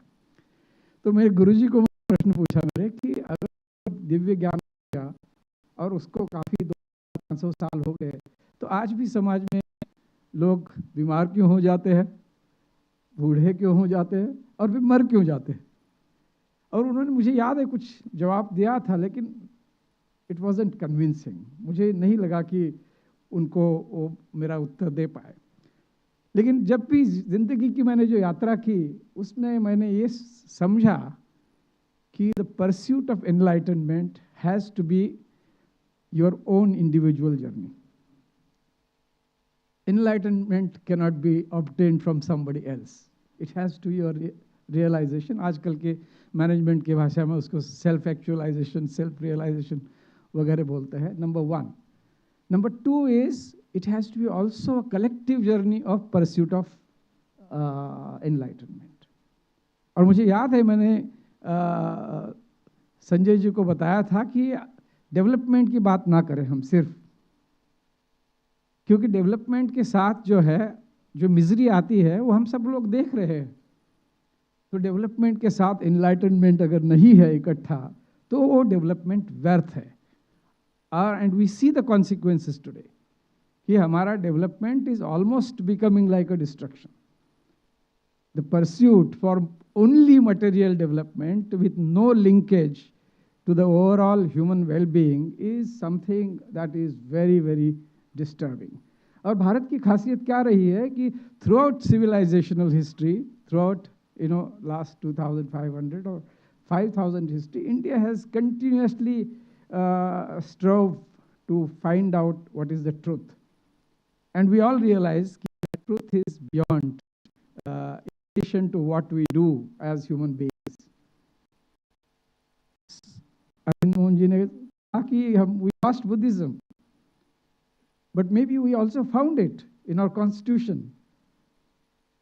स्वातंत्र्य, समता और न्याय, इन 3 मूल्यों को हमने अपने संविधान में प्रस्थापित किया, और फिर एक बार बुद्ध के संदेश को औपचारिक तरीके से हमारे अपने राष्ट्र के जीवन में हमने अपनाया है। ये भूलना नहीं चाहिए। सारनाथ की जो मुद्रा हमने ले ली है, हमारी राजमुद्रा, वो धैर्य का प्रतीक है, शांति का प्रतीक है, आत्मविश्वास का प्रतीक है और करुणा का प्रतीक है कि नहीं? तो यही तो भारत ने विश्व को सिखाया है और सिखाता रहेगा। अभी लेफ्टिनेंट जनरल मिनास नहीं है, नहीं तो मैं इनको बता देता कि भारत की विरासत जो है इसमें ये डायलेमा नहीं रहा है कि हम हिंसा करें या ना करें, क्योंकि अशोक ने कलिंग के युद्ध के पश्चात उन्होंने कहा कि मैं युद्ध नहीं करूंगा। अब Bharat is the only country, first country in the world which sent monks, Buddhist monks, as the ambassadors to other countries. और जितने भी यहाँ पर भी आज आप पद चिन्ह देखते हैं भारत के संस्कृति के, मुद्रा देखते हैं, वो सब शांति के प्रचार प्रसार के लिए गए, युद्ध के लिए नहीं। तो ये मुझे लगता है कि अपनी स्ट्रेंथ है कि continuous pursuit of enlightenment also means that you need to be in a position of guiding the world. Our Prime Minister has again and again talked about विश्व गुरु। तो उसका क्राइटेरिया क्या है, मैं हमेशा सोचता हूँ कि कैसे हम विश्व गुरु बन सकते हैं। We should be able to guide the whole world as to what is going to be our future direction in every sense. And when we use the word landscape of enlightenment, it is not about spirituality alone. It's about how do you look at economic development, cultural development, social development, development even of how we look after ourselves in terms of health services. So how do we bring that holistic, Purnamada Purnamidam, Purnat Purnamudachyate, हम जिसको कहते हैं, how do we bring that holistic? And that is the essence of Indian culture, which is also reflected in Buddhism just being one of the major strains or currents that we have derived. Today, when we look at the world, we seem to be right now on a very dangerous crossroads, in my view. On one side, we have this great vision or illusion, I would say, of that we are all one through Facebook and Instagram and LinkedIn and Twitter. But on the other side, we seem to be disintegrating in personal, what should I say, lust for power, lust for money, lust for more influence. How do we really bridge this dilemma? But we still have a lot of hope. I think unity has to come in an organic manner. A pluribus unum is what the American Constitution, the spirit says, which means from many one. But Indian philosophy is exactly the opposite. We say that we are organically one. We express ourselves differently. Eko ham bahusyam. That is the strength. And I think that we need to say that whether we are an American or a Japanese or a Korean or an Indian, we are all essentially one. It's not that from many we have become one. It is the one we are being expressed in different nationalities and different views and different expressions. I think India can give that to the world. And that is what to me means dialogue. Today, unfortunately, the importance of dialogue in society is getting reduced in a big way. And I think संवाद बहुत ज़रूरी है. अगर संवाद नहीं है तो समाज जो है गिर जाएगा. समाज में फिर सिर्फ एक ही विचारधारा को आप आगे ले जाएंगे. वादे वादे जायते तत्वबोधा का कहते हैं, लेकिन अगर वो उल्टी दिशा में जाएगा तो वादे वादे जायते शीर्षभंगा, एक दूसरे का सर तोड़ने के ऊपर हम पहुँचेंगे. मुझे लगता है कि हमारा जो ये बुद्ध के विचार है वो आज हमारे इसमें आ रहे हैं. चैलेंजेस तो वही है जो बुद्ध ने उस समय चुनौती थी बुद्ध की. और उसको SDG अगर देखें आप, the first 4 SDGs, if we can implement, we'll be implementing Buddha's thought and philosophy. No poverty, no hunger, health for all, and education for all. I think this is the way forward for enlightenment, I'm sure. Jai Bharat. Dhanyavad.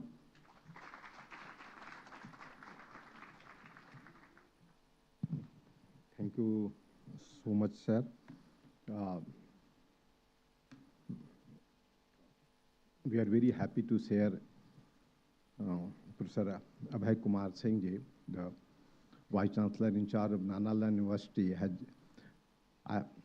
accepted our request to kindly, very brief but very focusing in the broad title of Landscape of Enlightenment, Rajgir, Nalanda and Bodh Gaya, generously has accepted to request from my side to make a keynote address. Before I would like to invite for keynote address on this occasion of the 6th edition of Bodh Gaya Dialogue, I would like to just briefly introduce to the dignitaries and the guests, those who are sitting here.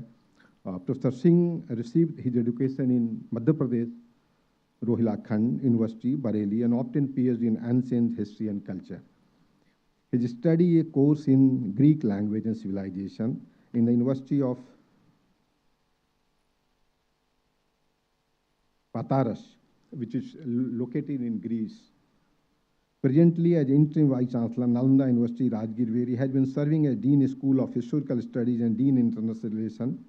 During 2018 and 2021, he completed diplomatic assignment in the Embassy of India in Iran as a founding director, Indian Council of Center, and established the Swami Vivekananda Culture Center in Tehran.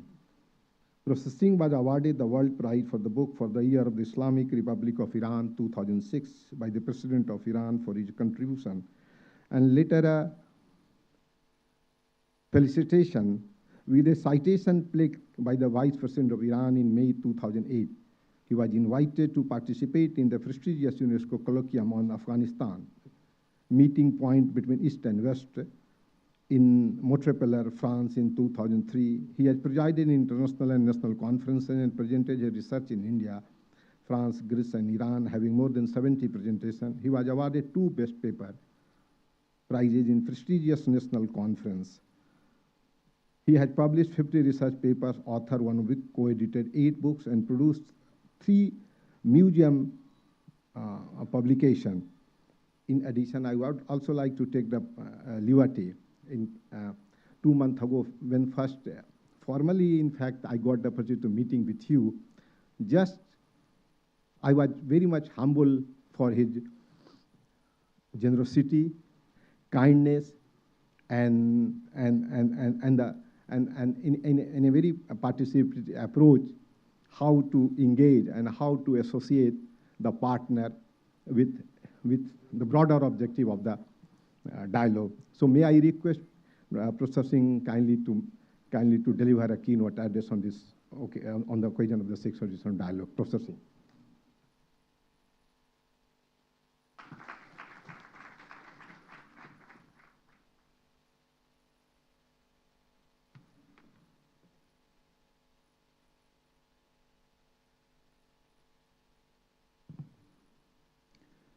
Namaskar. Most Honorable Chief Guest, Mananiya Rajpal Mahoday Ji, respected guests of honor, delegates, students, and all audience. It's a great honor for me to present the keynote in the distinguished presence of Mananiya Rajpal Mahoday Ji. The theme of the 6th edition of Bodh Gaya Dialogue is the landscape of enlightenment, Bodh Gaya, Rajgir, Nalanda. And for this edition, the venue of the event has also been moved out to Rajgir from its usual center of Bodh Gaya. Now, both these aspects are significant indications signaling the change towards a holistic approach as we move forward towards the Vikasit Bharat. The fragmented histories generate fragmented nations. And with a more wider view, एक व्यापक दृष्टिकोण से, we generate inclusivity. We create assimilation. Lately, the strengthening developments in our nation encourage us to think afresh for a new paradigm. Ever since our nation has spread its wings and is flying high, it provides us new confidence, and therefore, there is now a corresponding approach revision in our mindsets. Our vision is bigger and we see a larger scope for us. As we fly high, we can survey more. And so, to have a wide view, we need to fly high. So we are more into getting the view of a landscape rather than picking up particular individualistic sites. Now that should be the scope of the new study, where we look at our Bharat in a wider scope, see the connections more than the particularities that sometimes lead us to a view that there has been a rise and a decline. Now, I would just for a moment express that Buddhism or Hinduism, if we are looking at them as separated, does not make the true picture. If we see the rise of one and the fall of the other, that is also a particular view. I may remind of the story when the 3 or 5 blind people went to see an elephant. Somebody touched the feet of it, somebody the ear, somebody the tusk, and somebody the tail. So this is not the view of the complete being. And in India, here we find that if we have to hold a wider view, we can survey more and understand that nothing had declined and nothing had vanished. It has just changing roles. It was always there. We divide it as the Brahma Gaya and the Bodh Gaya. And if you see Cunningham, that is mentioned there. That is just taking a limited view. But it has to be some context when it was said like that. But to see that, believe me, that the two existed separately or they were as complementary, you would have to see with a wider view. So I go ahead with this particular view, and here I would mention that as a truly unified nation, we feel bonded today from Kashmir to Kerala, and also we find ourselves. Therefore, we find ourselves capable to visualize one earth, one family, one future. And we can live it. Our reignited belief in Vasudhaiv Kutumbakam, it was always there. We knew this dictum, but it is reignited. This reignited, reassured belief in Vasudhaiv Kutumbakam inspires us to hold an expansive view in our approach, our thoughts and our connections. And therefore, we need to break silos and enlarge the scope of our vision and our surveys. Bharat is vast, therefore, the unit to be studied as a subject needs to be considered well. The alignment of Bodh Gaya, Rajgir, Nalanda as one large landscape of enlightenment finds its due place within this inclusive and expansive vision that rises above fragmented and isolated surveys of the past. Since all life is a part of the same ecosystem, the inquiry into an integrated and connected structure is needed to be the subject of our survey. Now, I would recall the different writings and mention here briefly that most of the scholarly studies can be of two kinds. We have seen we can divide them, classify them into 2 types. One that is focused and isolated framework, and the other that is the composite and a comprehensive form. The former type of studies blurs the picture that remains outside the focus, even though the out-of-focus part may have pertinent value to the in-focus part. It is loss of connection. The other type of the comprehensive studies glances at the constituents, and in order to resolve the problems of generalization, emphasize too much on pluralities, differences, divergences, and other separating, fracturing lines. So both types of studies need to be remedied, and the focus type can be remedied by adding multiple lenses, and the composite type by highlighting the deeply rooted multiple connection ties, the connecting ties, along with the divisions of differences. So, Connectedness is the main element which is often overlooked, although it exists in different modes and at different levels in a living society, and the few good ties are enough to nourish the whole. About Bharat, unity in diversity is an oft-quoted dictum. The sense of geographical unity manifests from a consciousness of cultural oneness. This cultural unity is formed by the common belief of all community in that imagined geography. With this, I am using this word imagined geography from Dinah Eck, when she mentions it in her book. I'll come to that. And that imagined geography is nourished by, supplemented every day by each citizen who looks beyond the locale and the region. A common man who has a view of the far as near, he creates an imagined geography, and that remains with us. Like we see that the Kailash mountain is at our hand's reach. And the holy waters of the Ganga and the Narmada and the 7 rivers, holy rivers, pour into our buckets at just one remembrance. The 4 dhams are next door. And the pilgrimage of the 8 holy places associated with the life of Lord Buddha can be performed by a simple glance at the 8 scenes sculpted on the stone panel around the idol of Buddha.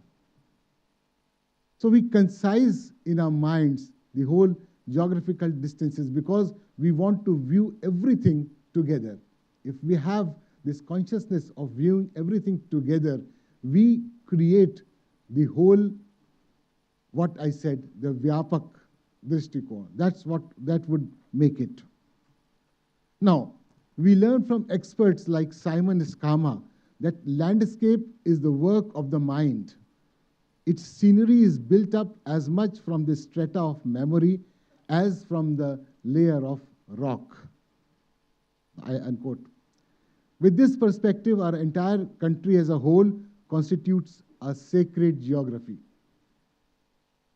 In a recent book by Dinah Eck, it is interestingly stated that pilgrimage practices have long generated a relationship to the land that we call in India.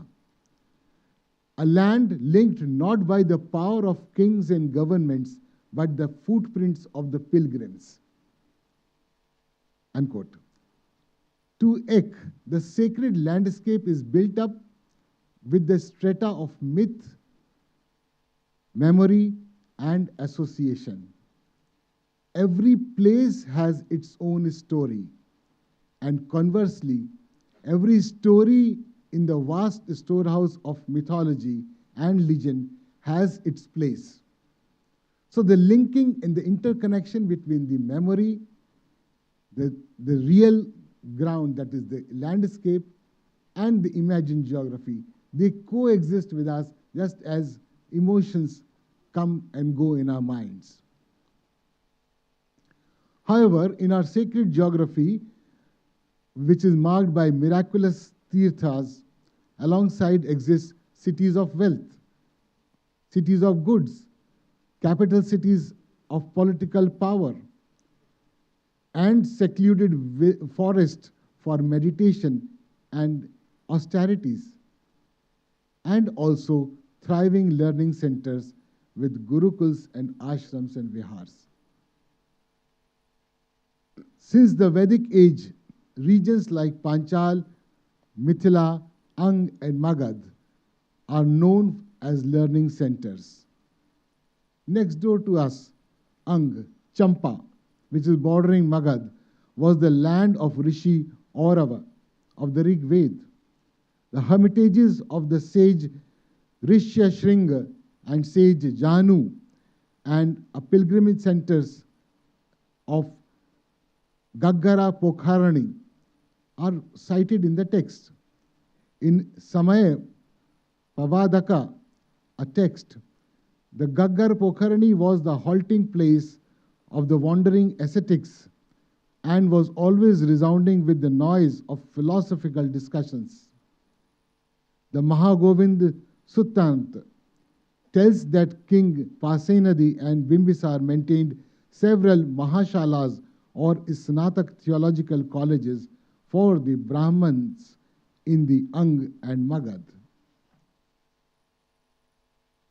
Now, Ang and Magad strengthened under Karna and Jarasandh in the Mahabharata period, and since then, the elements of knowledge power and the political power vied with each other for supremacy in this landscape.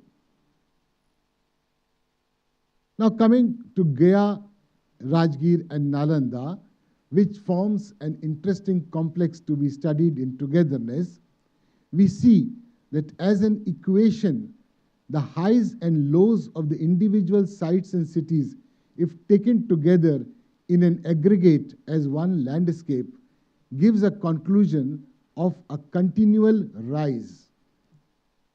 Under an integrated composite view, there seems to be no decline, but just some variance of the dominant element and the local adjustments within the same landscape. There's no decline. I mean to say that if this region is sometimes becoming politically important and the other ages it is important for the reason insignificant for its learning, it's not a competition is there in between the society. The place is emerging, but the emergence is together. It is sometimes some elements are dominating, other times the different aspects. So the aspect of interconnectedness, whether it is manifest or concealed, holds significance in our approach. Knowledge seeking was the dominant characteristic of the emerging landscape of Gaya, Rajgir, and Nalanda. At one end was the Gayaji Tirth, which was a religious center associated with the austerities of Gayasur and the Yagya of Brahma, as noted in the Vayu Puran, and the preaching of Aditya Paryaya Sutra, that is the fire sermon of Buddha. Huinsang, when he came to Gaya, reported that there were 1,000 families of Brahmins from one descendant living in Gaya.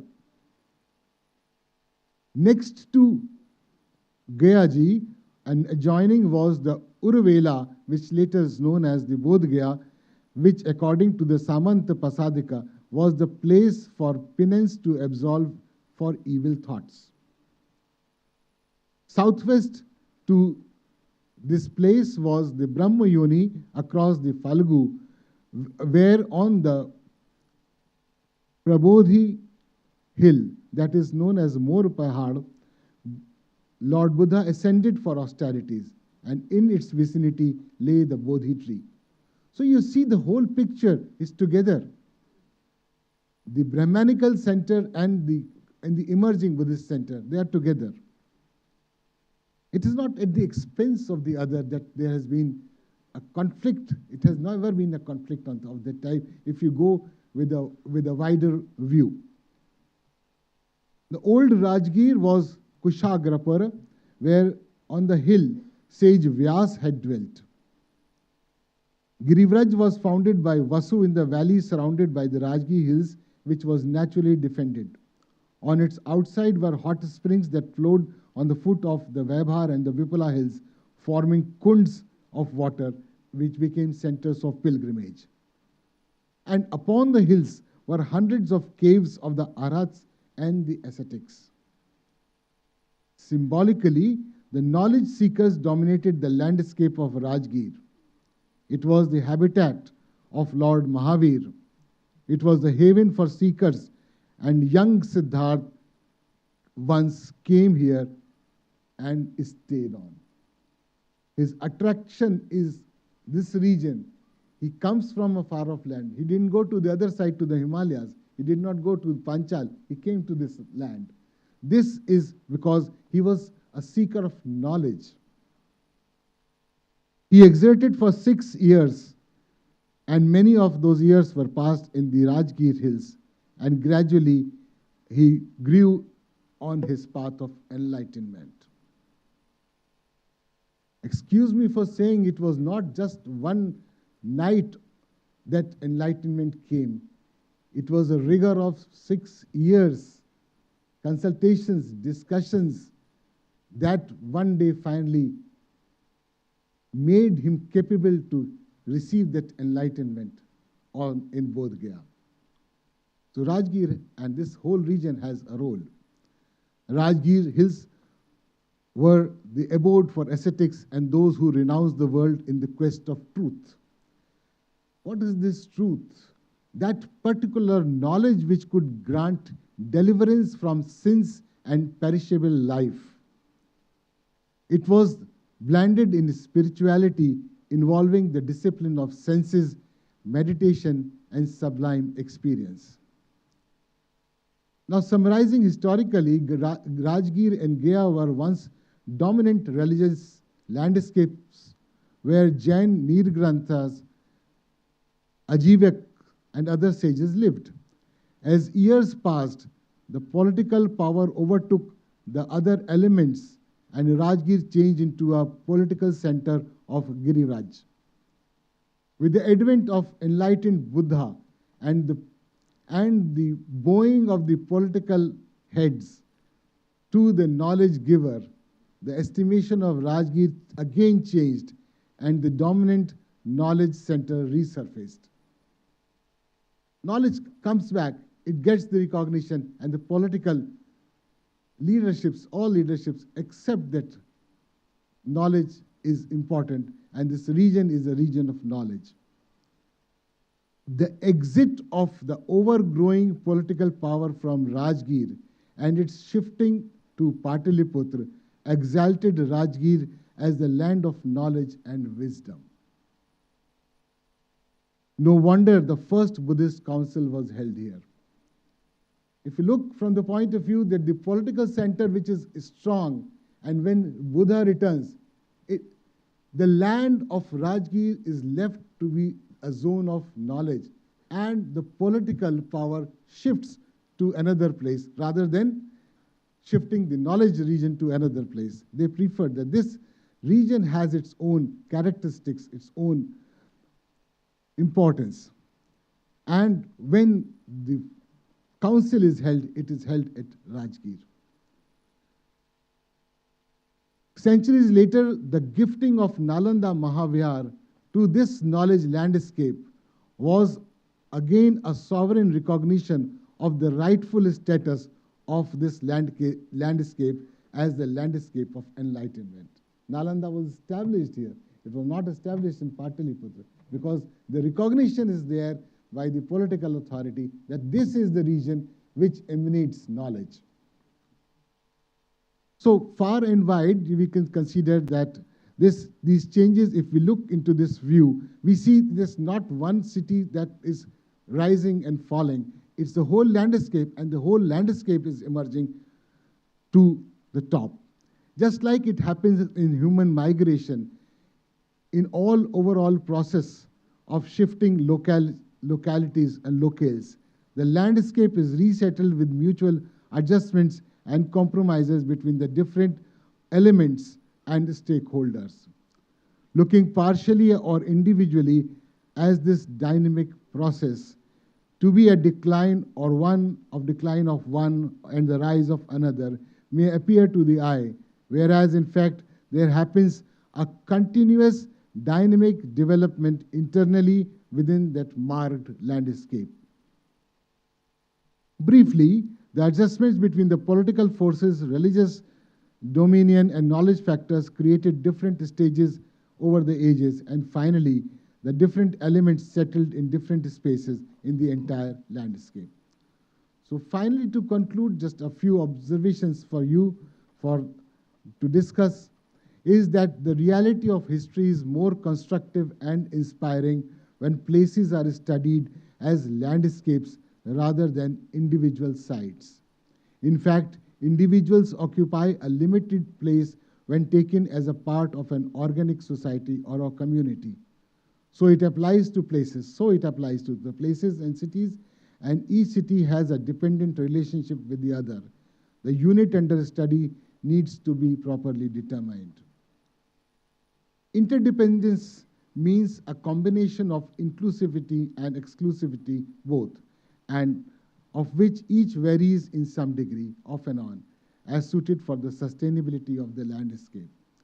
Like a tree, the entire landscape flourishes and perishes together. However, in its growth, the constituents grow consecutively and adjust supportively until the end. Under the proposed viewpoint of historical study, while evaluating total progress of the landscape, we discover more instances about adjustments and accommodation and less on encroachments. Thank you very much for your patient hearing.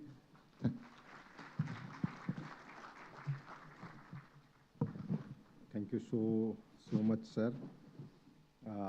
Before I invite the chief guest of today's special occasion, just I would like to take the liberty to share my reflection on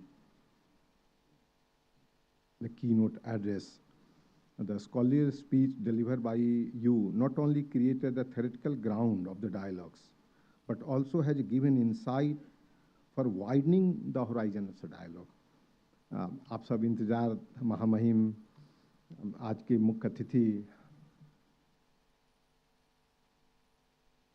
Rajendra Arlekar जी के लिए हम लोग बैठे हैं। एक तो मैं माफ़ी चाहूँगा माननीय राज्यपाल जी से कि जो हम समय तय था उससे लगभग हम जो हमारी पहले मॉडरेट कर रही थी पूजा, उन्होंने बताया कि 10 मिनट हम लोग लेट चल रहे हैं। एक बार फिर हम माफ़ी चाहेंगे अपनी तरफ से, नालंदा यूनिवर्सिटी की तरफ से, कि हमने 10 मिनट समय अधिक लिया। Before invite to Honorable Governor to address and guide for the organizer and the distinguished guest and the dignitary, those who are sitting here, I would like very brief to introduce to him Honorable Sri Rajendra Arlekar ji, Honorable Governor of Bihar, is an Indian statesman who is current and 29th Governor of Bihar. He previously served as the 21st Governor of Himachal Pradesh, being the first person serving as the Governor of Himachal Pradesh from Goa. He was a cabinet minister of the government of Goa and a former speaker of the Goa Legislative Assembly. But it is an immense pleasure also to take the liberty to introduce about him to the distinguished guest and dignitary. कि तमाम व्यस्तताओं और राजगीर और पटना की जो दूरी आप समझते हैं 3 घंटे की लगती है आने और जाने में, उसके बाद भी हम लोगों के बीच में आने का जो कमिटमेंट दिया, जो कंसर्न दिखाया, आपसे बिल्कुल बाय हार्ट में आपसे शेयर करना चाहूँगा कि उसके लिए मेरे पास शब्द नहीं है कि मैं कैसे अपनी अपनी अभिव्यक्ति आपके सामने दूँ। आपके और माननीय राज्यपाल के बिना समय लिए हुए हम एक बार पुनः स्वागत भी करते हैं और आमंत्रित करते हैं कि हम लोगों को मार्गदर्शन अपने करें।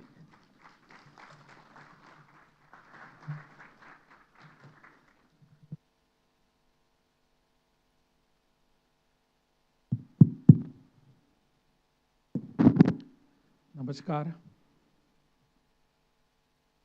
I understand the meaning of clapping, what you want to convey to me. I appreciate your patience. It is always like this in an inaugural session. But you people are of action.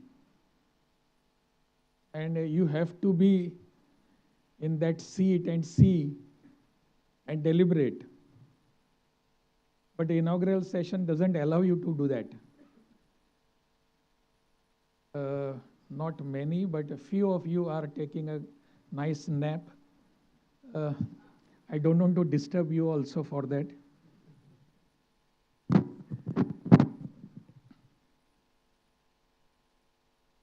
आज के इस कार्यक्रम में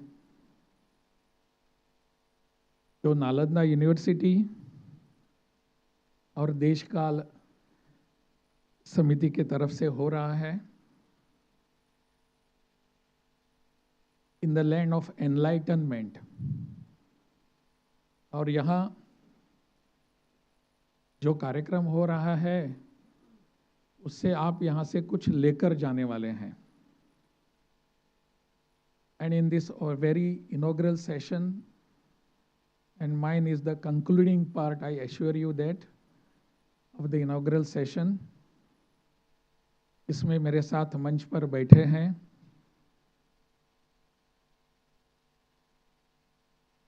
national human rights commission के सदस्य doctor Mule ji, Nalanda University के कुलपति professor Abhay Kumar Singh ji, IIM Bodh Gaya की निदेशक professor Vinita Sahay ji, ASI Patna circle की superintendent archaeologist doctor Gautami Chatterjee Bhattacharya ji, माफ करना, देशकाल सोसाइटी के अध्यक्ष श्री अरविंद मोहन जी, मेरे सामने बैठे हुए सभी विद्वत जन, and you are already enlightened and in the land of enlightenment, ऐसे मेरे सभी बहनों और भाइयों और मेरे पत्रकार मित्रों, while coming here I just looked at my wristwatch कि कितना समय मेरे लिए बचा हुआ है. It is almost only hardly few minutes. I will try to conclude within that. आज का कार्यक्रम इसलिए बहुत महत्वपूर्ण है कि एक ऐसे विषय पर हम यहाँ चर्चा कर रहे हैं आज और कल, आने वाले कल में. The topic which has been discussed many a times throughout the world countries, not only here in this country, the enlightenment. But the topic here restricts us to Nalanda, Rajgir and Gaya, Bodh Gaya. This restriction in fact was not needed. कि हमारी इस देश की संस्कृति ऐसी है कि देश के किसी भी कोने में अगर आप जाएंगे तो पता चलेगा कि वहां एनलाइटनमेंट है, वहां बुद्ध है. किसी भी कोने में आप जाइए, you get Buddha in every corner of this land, of this country. And that was the reason why we were always enlightened. जैसे कि मुले जी बता रहे थे, डॉक्टर मुले जी, कि भगवान बुद्ध के बारे में जो भी उन्होंने सुना था कि sufferings of the person, sufferings of a human being, उससे हमको बाहर आना है. हम सबके सामने प्रश्न यहां है कि whether really we have done that. Did we really come out of the sufferings, physical sufferings? And this was known to our ancestors. हजारों वर्षों की अपनी संस्कृति जो है, उनमें से जो अपने ऋषि मुनि, जो हमारे संत थे, हमारे गुरु थे, उन्होंने हमको बताया कि फिजिकल सफरिंग से बाहर आना is not the aim of your life. You have to have some salvation, salvation of the soul. And that is exactly what भगवान बुद्ध repeated again. भगवान बुद्ध ने हम सबको जो सीख दी है, शिक्षा दी है, उस शिक्षा में हम पाते हैं कि सभी हमारे पर जो पीड़ा आती है, वो उत्पीड़न जो होता है, उससे हमको पूरा पूरा निष्कासित करना है, बाहर आना है. How do we do that? Only by doing, understanding the sufferings of others, helping the people around us. Only that will give us some sort of salvation. And that is exactly today we aim at, we look at. What we want is this. Materialistic जीवन में अगर हम आज यहाँ जीते हैं, that doesn't give us any sort of समाधान, doesn't give us any satisfaction of this materialistic जीवन. We have to come out of it. और इसीलिए क्या योग्य है, क्या अयोग्य है, what is right and what is wrong, have been taught to us from years together. और इसीलिए भगवत गीता में भगवान श्री कृष्ण अर्जुन को कहते हैं कि आप कौन हैं? वो आर यू? आपको लगता है कि आपके यहाँ युद्ध में आने के बाद अगर आप युद्ध छोड़ के चले जाएंगे तो यहाँ शांति आएगी? You are nobody, you are guided by me. This is what Bhagwan Shri Krishna कहते हैं. इसी श्रृंखला में हमारी अगर परंपरा हम देखते हैं, तब जाकर हमको पता चलता है कि भगवान बुद्ध ने यही विषय हमारे सामने रखा है. इसी को लेकर वो आगे बढ़ते हैं और हम सबको कहते हैं. और इसीलिए भगवान बुद्ध जो है वो बोध गया तक सीमित नहीं है. His life and his teachings are not restricted to Rajgir, not Gaya, and not to Bodh Gaya and Nalanda. His teachings are throughout the world. None of us can claim any proprietary over his teachings of Lord Buddha. सब पूरे विश्व में उनकी teachings है, उनके जो सीख है उनकी, वो पूरे विश्व में है. और भगवान बुद्ध ने कभी भी, जैसे कि अरविंद मोहन जी ने एक थोड़ा सा मुद्दा उसको उठाया था और मुझे लगता है डॉक्टर मुळे ने भी उसको स्पर्श किया. What was that? कि हमारे यहाँ जो सोच है वो सोच ऐसी नहीं थी कभी भी कि हम बुद्धिस्ट हैं और आप हिंदू हैं, आप सनातनी हैं. ऐसा कभी नहीं था. It was never here. And nowhere in the world, wherever our Buddhism has gone, nowhere in the world this is being preached, this is being practiced. I have used word our purposefully. It is our thought. That is the thought of this particular soil. Whatever we have got enlightenment from this soil has never been of any aggression, never. पिछले महीने, last month I had been to Thailand. I had very great opportunity. I consider myself to be very honored. I was there taking the relics of Bhagwan Buddha, which were kept in the National Museum in Delhi. उसको लेकर मैं Thailand में गया था, Bangkok में, just last month, about few weeks back. और वहां जाने के बाद जो रेलिक्स वहां गए तो पूरा थाईलैंड वहां आया था, पूरा का पूरा थाईलैंड. और थाईलैंड के प्राइम मिनिस्टर, प्रधानमंत्री जो थे उनके हाथों में मैंने वो रेलिक्स दे दिए. और when whole Thailand was so enjoying, everybody was enjoying, it was a celebration for them. वहां के डेप्यूटी प्राइम मिनिस्टर मुझे मिलने के लिए आ गए. तो डेप्यूटी प्राइम मिनिस्टर ने मुझे कहा कि आपको लगता होगा कि you have brought relics to our country, to our Thailand. It is not relics. For us the Lord Buddha himself has come here. This is the thought of their people there. और उसमें मैंने देखा, I was there about 4-5 days.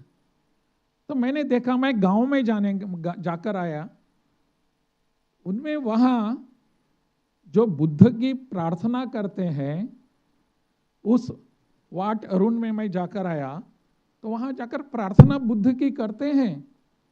लेकिन वहां महालक्ष्मी की भी मूर्ति है, शिव की भी मूर्ति है.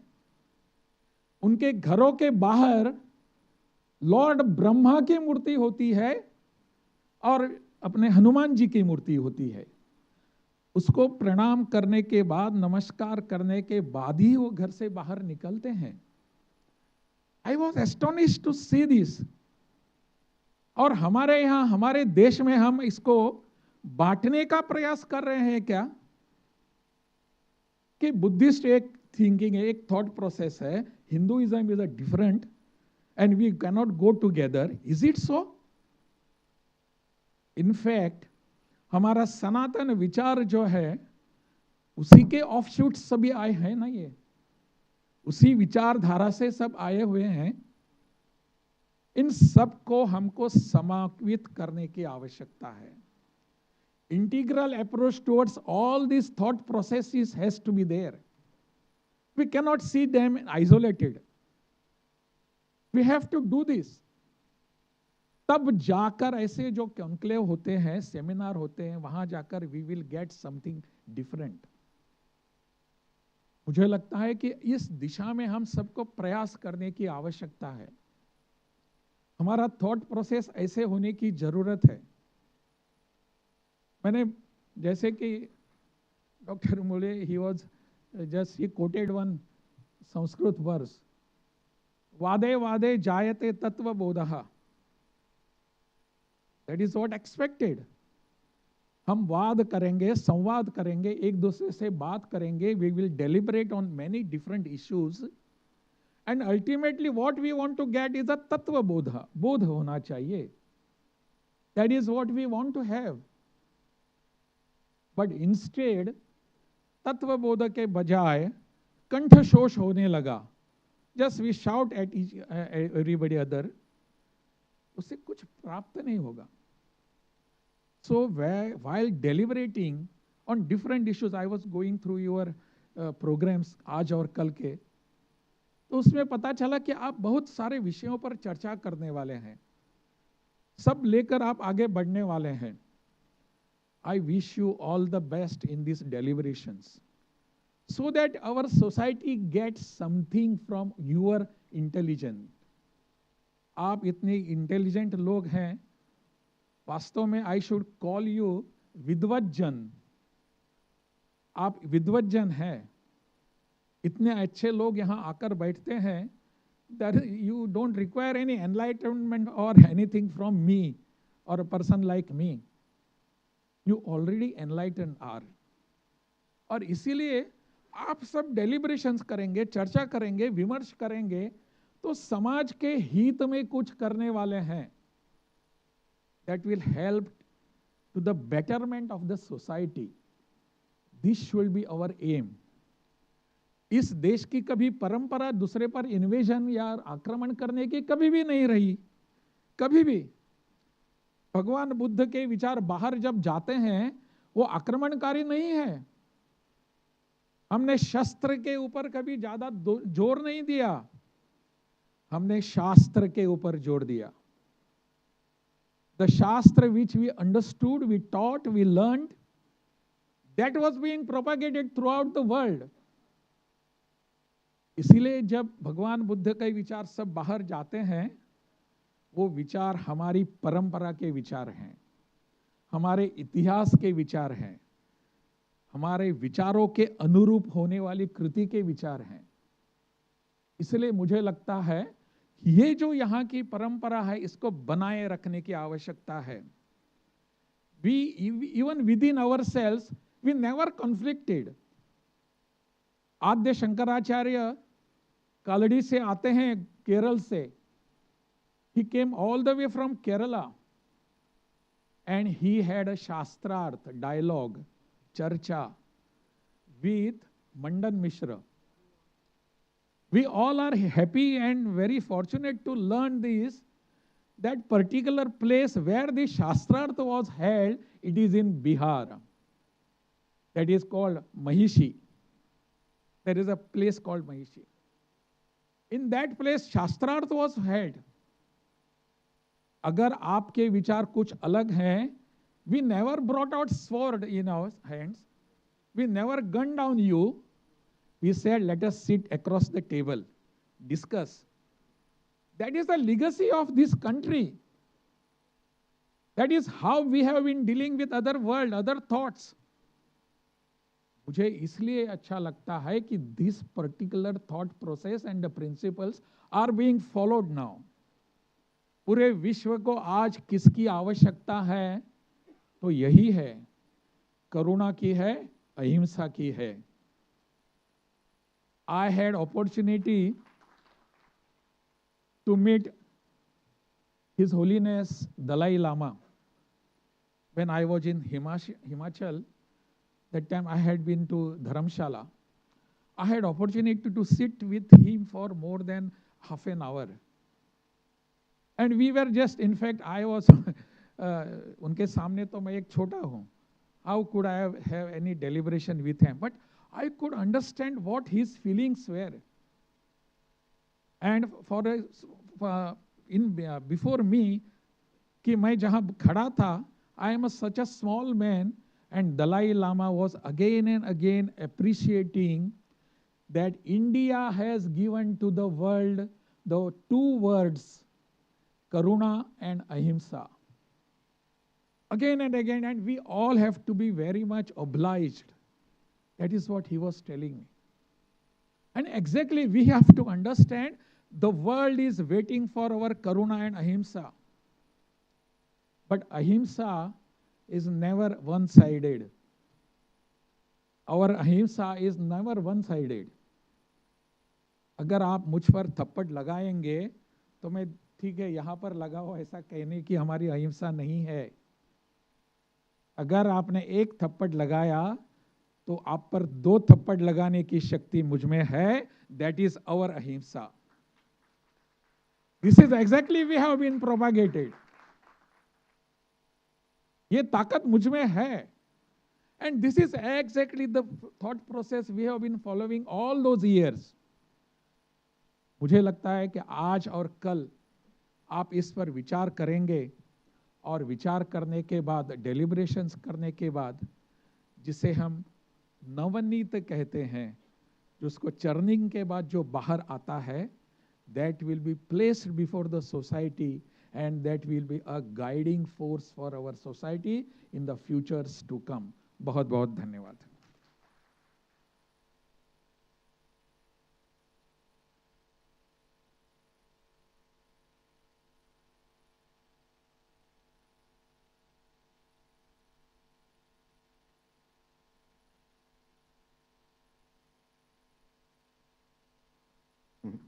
हमने आपसे शुरू में ही आपसे निवेदन किया कि जो आपका व्याख्यान हमारे सामने प्रस्तुत होगा वो एक मार्गदर्शन देगा, एक दिशा देगी और साथ साथ जो भविष्य, जो आगे काम करने की जो एक just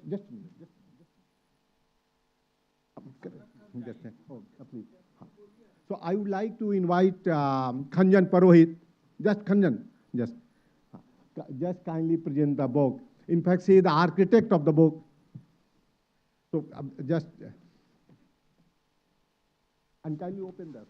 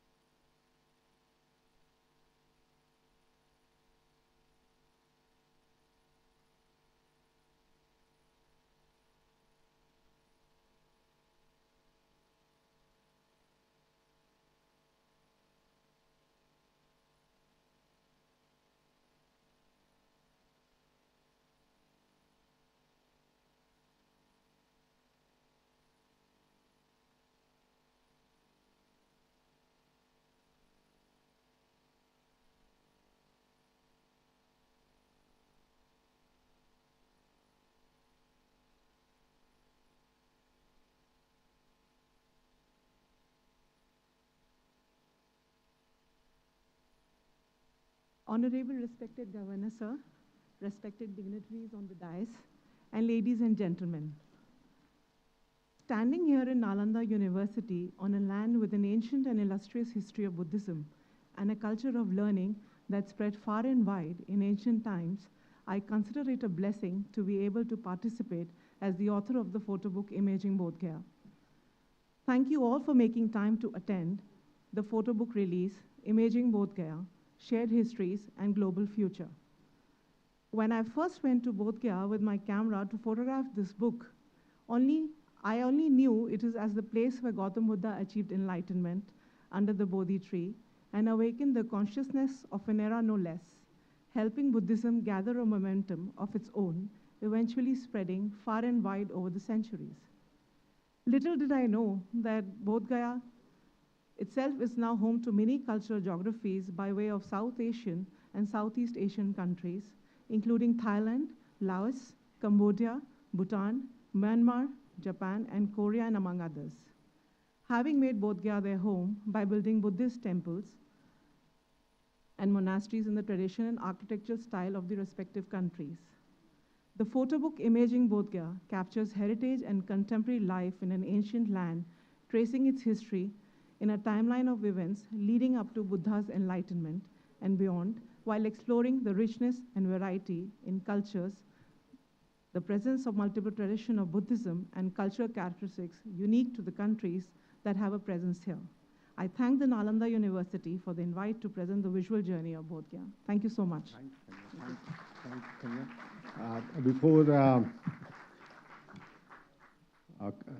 delivering the vote of thanks, in fact, one of the person, in fact, given a message, a remarkable person, and he's known as a, and whole life, in fact, he contributed to safe drinking water, and he has requested to kindly to present his just brief 3 lines. I would like to take the opportunity to congratulate. His name is Dr. Mahesh Gupta, Deskal Society and Nalanda University, for their sustainable efforts to preserving and radiating the message of Buddhism, Jainism, and Sanatana Dharma.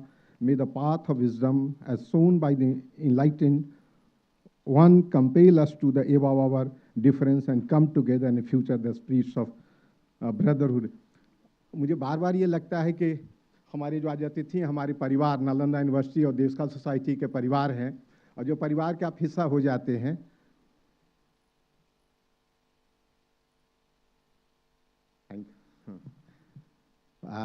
तो मुझे बहुत समझ नहीं आता किन शब्दों में अपने परिवार को हम एक अतिथि के रूप में धन्यवाद ज्ञापन करें। और जब महामहिम राज्यपाल महोदय जी का दृष्टिपरक वक्तव्य मैं सुन रहा था, तो मुझे 2 बातें समझ आ रही थी। एक तो ये कि आपकी जो भाषा और हिंदी है वो इतनी अपीलिंग है कि कई बार ये लगता है कि बिहार में होने के बाद भी बिहार की हिंदी और महाराष्ट्र के उस इलाके और गोवा के उस इलाके जो हिंदी है वो कैसे एक लेवल पर यात्रा करती है, और कैसे जो हिंदी भाषा है वो एक आमतौर पर जो राष्ट्रीय निर्माण और आपस में जो संवाद की जो भाषा है वो बनाती है। उसका अनुपम उदाहरण सर आपकी भाषा में आज देखने को मिली। और साथ साथ जो ओवरऑल जो ओवरव्यू समीक्षा जो आपने रखी वो अपने आप में एक जो 2 दिनों का जो डायलॉग है उसको एक दिशा निर्देश करेगा। हमारे माननीय अतिथि आप विनीता सहाय जी, आप डॉक्टर DM मूले जी, अरविंद मोहन जी, डॉक्टर चटर्जी, और मुझे मुश्किल हो रहा है कि मैं आपके कुलपति नालंदा विश्वविद्यालय को मैं धन्यवाद ज्ञापन करूं। चूँकि मैंने शुरू में ही कहा कि जो यात्रा यहाँ तक पहुँची है और आगे इस यात्रा से जो एक नई यात्रा निकलेगी, उसके एक पैनियर, उसके एक दृष्टिपरक आप प्रोफेसर अभय कुमार सिंह जी होंगे। इसी वक्तव्य के साथ, छोटा सा वक्तव्य के साथ हम अपनी बात को समाप्त करते हैं। हम फॉर्मली कंक्लूड करें इनॉग्रल सेशन को, उसके पहले group photo national anthem.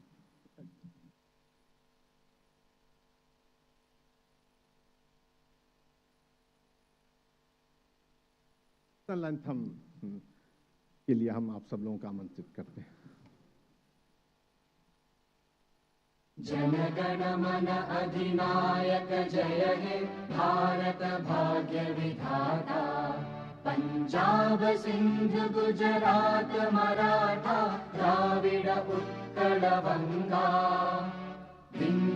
Himachal Yamuna Ganga उच्चल जलधि तरंगा तव शुभ नामे जागे तव शुभ आशीष मांगे गाहे तव जय गाथा जन गण मंगलदायक जय हे भारत भाग्य विधाता जय हे जय हे जय हे जय जय जय जय हे